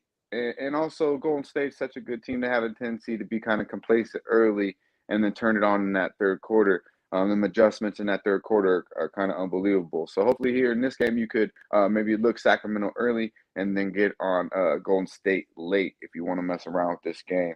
But, shouts out to our guy Ski, man. I kind of put them Sacramento Kings on the hell no list after that show up. Let's say after them not showing up in fucking Beantown against the Celtics there. I believe it was last week. I try to forget that motherfucker. That was like a 40-piece blowout. So yeah. Not too good. They don't, but you got a good read on these Kings after that look last night. I seen it. Very nice. I would only look Sacramento, to be honest with you, early though, and then I expect Golden State to find it. And I agree with your points about Wiggins and them coming back after that huge. I mean, that was an unbelievable win. They go from 2-point favorites to 6.5-point dogs. The whole fucking roster, the whole B squad's out there, and they come back and win after being down by 17 late. So I definitely think it's a Sacramento spot early, Jim. Yeah, I love it. I'm happy that I had the patience to wait because I thought they'd get more than 4. It was a -105, so I waited. Now the 4.5. I'm going to bet that, and see what happens here. Jared TG saying Kings are a good prop team. Eric Jones likes the Warriors to win by 15 plus. And Astute Chaos wanted the first half over 111.5 -105, but didn't pull the trigger.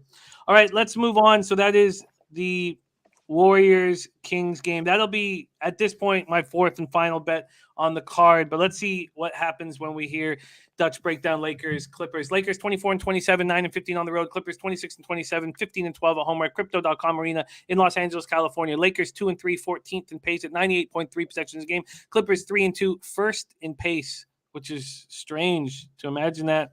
First in pace at 103.10 possessions game over their last 5. This is our last NBA game with Dutch Boy Fresh, but then Jose Bouquet is giving us his Say Hey plays of the day. He's got 3 of them. That will happen right after this, and he is plus 12 units on the show overall, which is very, very impressive.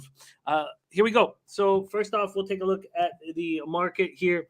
We have Clippers open up at -3.5. That's where they stand right now. There's been a 4-cent move towards the Lakers. This total opened up at 218. It's now at 219.5 or 220. We go over to the cash flow in this spot. We have 4,325 tickets in, 35% of the tickets on the Lakers, but 68% of the cash.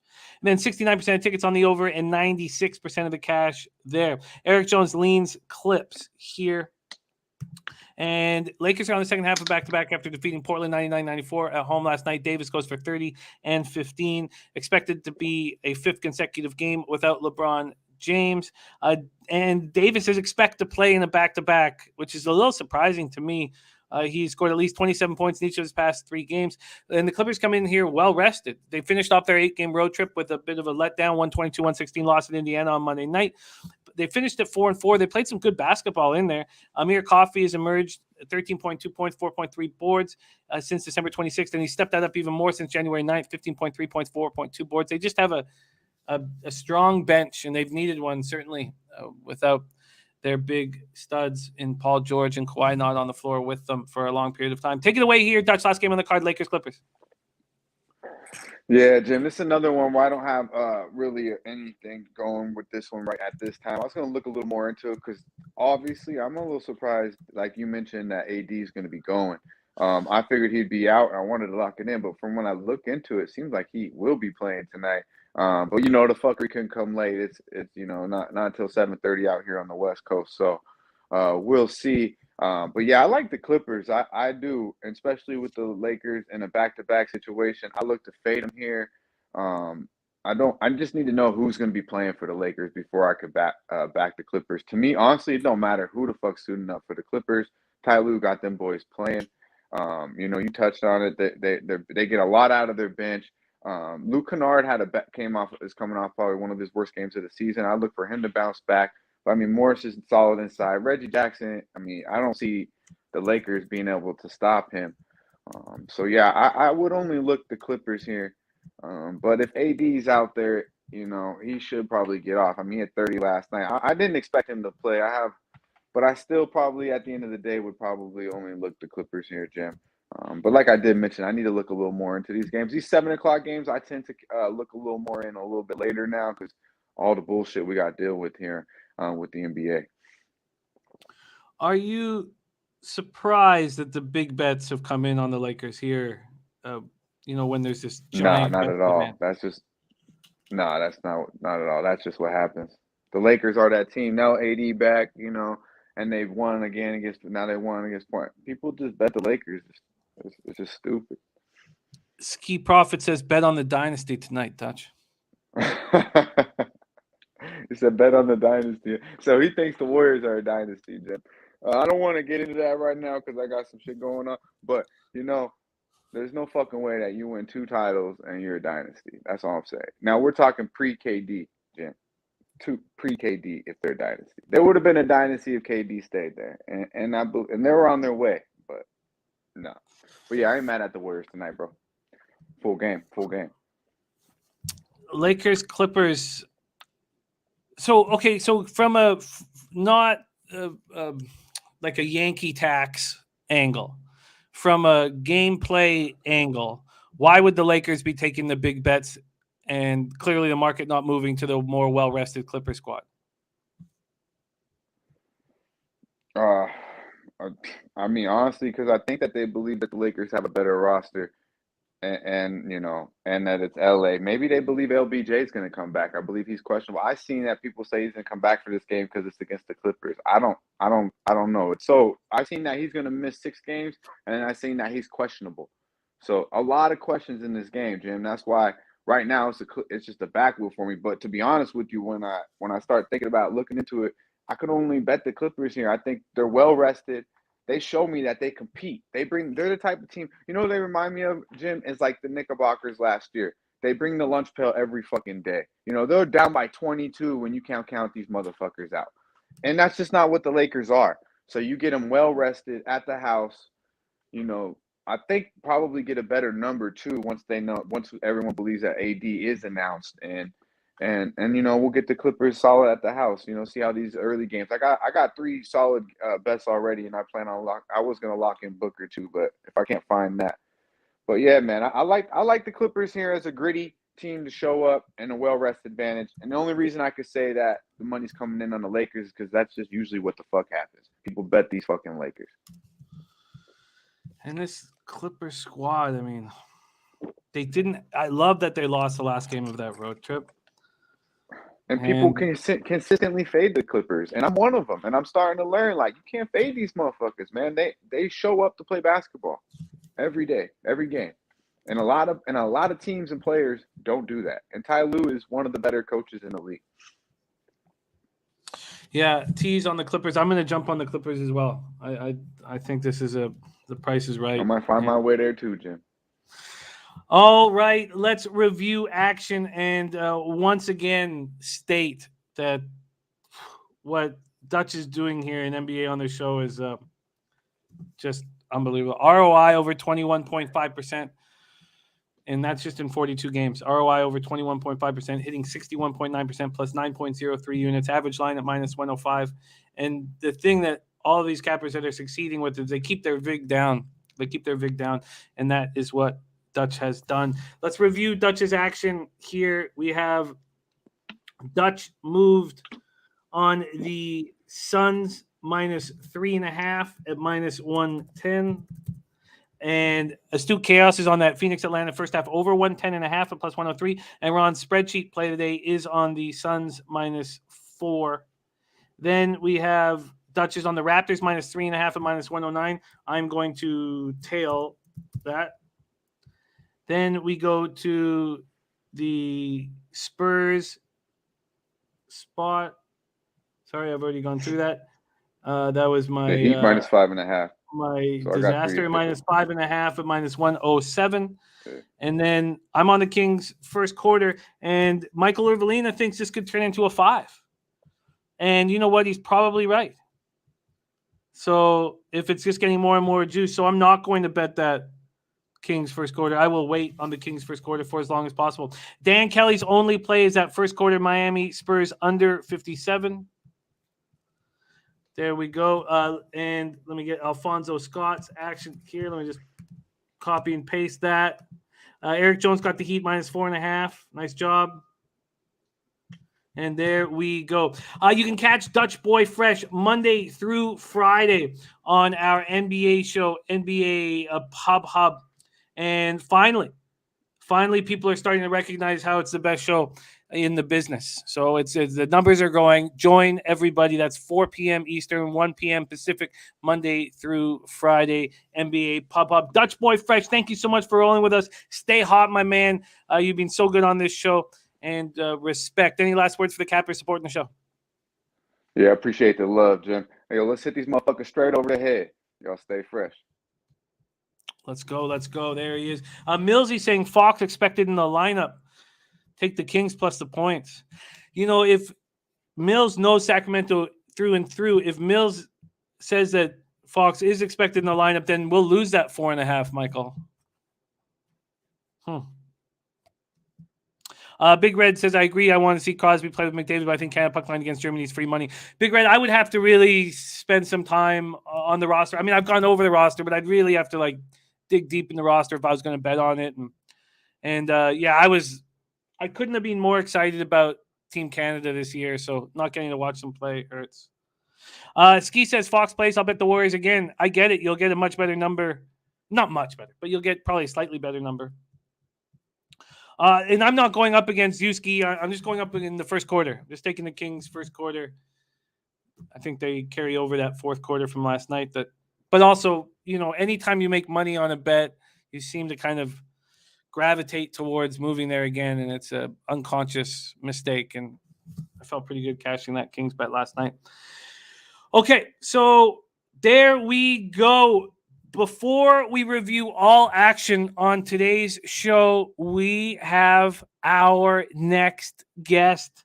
And man, has he been good? He wouldn't even get an intro. We wouldn't let him drop 3 picks. We wouldn't do any of this if he wasn't doing so well. 83 and 76, 52.2%, plus 12.65 units, an ROI of 7.96%, and an average line of plus 106. He's running hot. He's running hot. Please welcome to the show, Jose Bouquet, everybody. Jose Bouquet. Jose, how are you? I'm doing all right, Jim. First, I have some breaking news.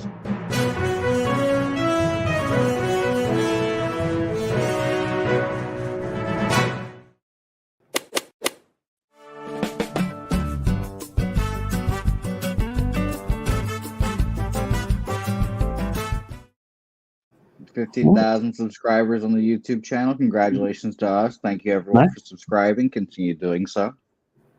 Nice. That's it. That's all my breaking news. But I have 3 plays. Yeah, 2 on the hardwood and 1 on the pitch, as they say. So let's get into it. All right, let's do it. Let's start with the hardwood. Are you focusing on NBA or NCAA basketball? Well, unfortunately, as you know, Jim, I'm not a big shooty hoops fan, so I'm gonna start. Stop calling it shooty hoops. I'm gonna go to basketball. I'm gonna go to the NBA. I'm going Phoenix Suns, Atlanta Hawks to start off here. I do leave subtle clues about what games I'm going to play. I'm going Suns here, minus a 4.5, -4, wherever you're getting me. I'll take the trap. Razor said it looks like a trap in his opinion. I'll take the trap, no problem. Suns best team in basketball, apparently. Chris Paul MVP. I like all that. Believe Dutch is on the Suns as well, so that made me feel better. But I just don't like this Hawks team. I thought they were fraudulent last year. I think Trae Young's among one of the most overrated players in basketball, and I'm pretty sure that you've taught me actually first game when a star player comes back, team 10 doesn't tend to do that well. So I'll take the Suns. The Suns, we can get you the -4, -1. Oh, no, sorry. Can anyone check BetMGM right now to see if there's still a -3.5 or -110? If somebody could do that. Ski Profit, if it was shooting hoops, we would let it go, but it's not shooting hoops, is it? That's not what you call it. No, Joseph Gomez has it right. Shooty hoops. Oh, Jesus, shooty hoops. That reminds me when my buddy brought the doorman from Yuck Yucks to his first basketball game, and the first question asked is, do you get extra points if it's a swoosh? Good question. That was the first question. So you don't like sticky puck for ice hockey either? You don't like? All right. Looks like we're not going to get the final 2 games out of Jose, sadly. It was exciting. He got off to a great start. It is still -3.5. at -110. So we will give Jose that bet here. Jose Suns -3.5 at -110.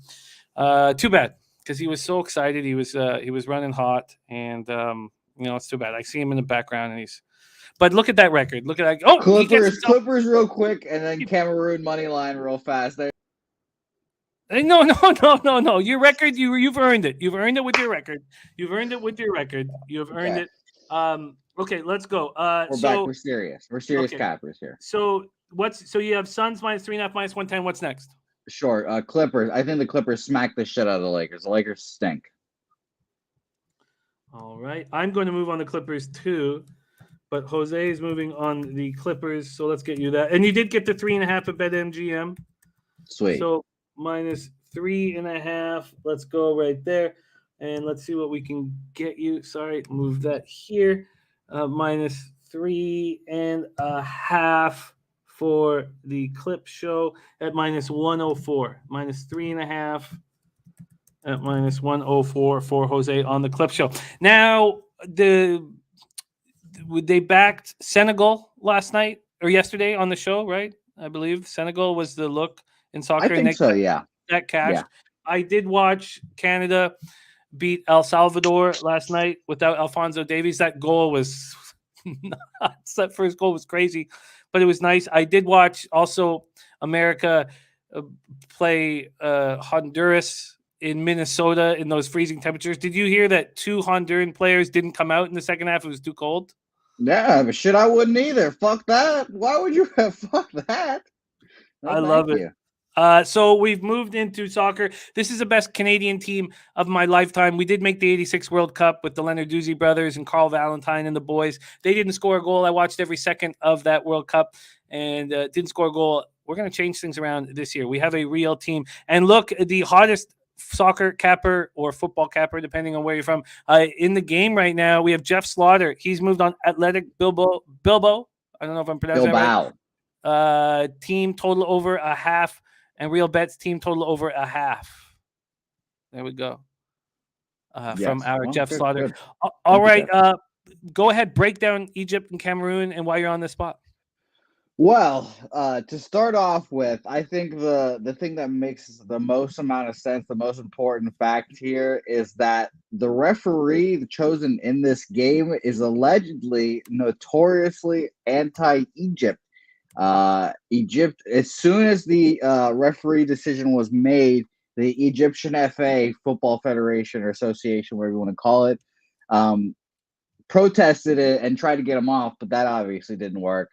So I'm taking Cameroon money line +120 here. I hope they doesn't go into some extra time nonsense where we can get extra penalties or anything like that. So I'm going the three-way +120. I think Cameroon's a better squad. I understand that Egypt has my beloved Mo Salah, but they're the host country. I think hopefully we can get some fans there too, because it's starting to rain in Africa and the rain season comes and no one wants to go out in the rain. It's tough. I also think that there will be a little more in the Cameroonian step because there was a tragedy in that same stadium. There were people got trampled and everything like that there like a couple of weeks or like it was a week or so ago. So I think Cameroon will have a little bit of more motivation and go out there and get the win there.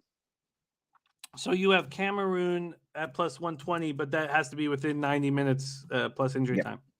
Yes. Unfortunately, that's my least favorite thing about soccer. I could pick to qualify, but I like the +120, and I'll hope that that it doesn't go into extra time.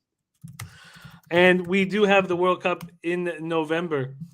Jeff Slaughter calling a draw. He's betting a draw in Egypt, Cameroon. See, that would be the idea. I think the books are assuming or thinking it's going to be a 0-0 and then going to extra time. But I'm going to go ahead and say that one of these teams scraps a goal, and I'm going to hope that is the Cameroonian side.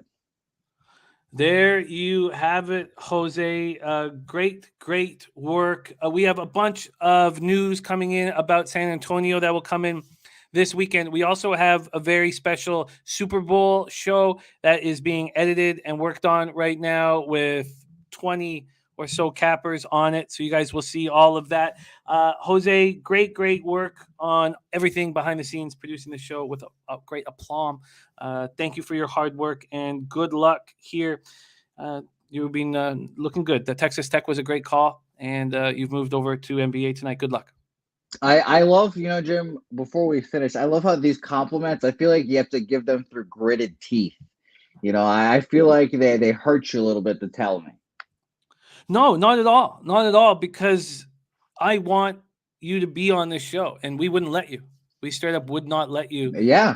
If you were a losing capper. No, you've earned the right for all of this. I respect it very much. It's extremely difficult to do what you've done. So don't get it twisted. It's not through gritted teeth. I'm proud of your capping. It's very, very hard to do what you've done. Remmo says cut him off, though. Rem's a hater, but all right. Well, that's it from Jose Bouquet. But excellent work. Excellent work from Jose Bouquet. 83 and 76, 52.2%, 12.65 units, ROI plus 7.96%, average line plus 106. Let's review everything. Jared TG has it right. He says, Jose can't believe we actually like him. Jared TG, I think you nailed it. I think you psychologically figured it all out there. Okay, let's review all action here on today's show. So we'll go around with everybody's action here. So the community of new knowledge, whose cash mail pick of the day is now 8-4 on the show, is on that Eastern Michigan, Ohio first half under 66.5. That game pops off in an hour and 3 minutes. Lamont Williams max bet is on South Florida and UCF full game over 130.5. Ron Crawford's spreadsheet play of the day in NCAA basketball is California money line, and two taints from Matty Ice. He gave us Eastern Illinois plus 12.5 and BYU money line minus 125. North Ender says stay humble. One hole, stay humble. Oh, one hole Bouquet. One hole. And Max trying to get me to have a shot here in the morning. I've got a lot of work to do today. A lot of meetings. I can't do that today, but I can taste it. Maxwell Smart, who is running so nice on the show and was very unlucky to not go 4-2 yesterday. Missed one bet by a point and one by a half point. He's on Hawaii money line at plus 135. Long Beach first half -3 at minus 103. Boise money line at plus 100 and Wilmington -1 at minus 110. There we go. In NBA, I'm on the Spurs plus 2.5 and 4.5. And after my breakdown, I'm very nervous about it. And then I'm adding 3 spots. I'm adding the Kings first quarter. I'm adding the plus 4.5. I'm adding the Raptors minus 3.5 and the Clippers minus 3.5. Dutch Boy, Fresh, and Jose and Ron spreadsheet play today are all on the Suns. They're all on the Suns, and Astute Chaos is on the Phoenix Atlanta first half over 110.5. Okay, enough. Okay, I don't know what happened to me. Then Dutch is on the Raptors minus 3.5, as am I. Then we have the Dan Kelly looking at the first quarter under 57. That's his lone play on the board for today, and that's in the Heat Spurs. And Dutch is on the Heat minus 5.5 at minus 107. And Jose is on the Clippers minus 3.5 with me, and Dutch may end up on that as well. Alfonso Scott's on the Suns. He got a 3. Nice job there. Raptors team total first quarter under 27.5 and the Bulls plus 4. And Jose's final pick is Cameroon plus 120. And we have some fun for tomorrow's show. So we got some stuff planned that we will show you tomorrow that we're excited about. A new capper joining the show. I don't know about this. We have a new capper joining the show tomorrow. Just one game. We'll see if this capper can succeed. So just one game for this new capper. Justin Bilbo is on Anthony Davis double tonight. Zoe says going to tell me some shooty hoops. All right. Awful. Well, old one hole, that's what we do here. We shooty hoops and have one hole now. I like that nickname. I think you should just only call me that now. One hole, but it works with your last name too. One hole Bouquet.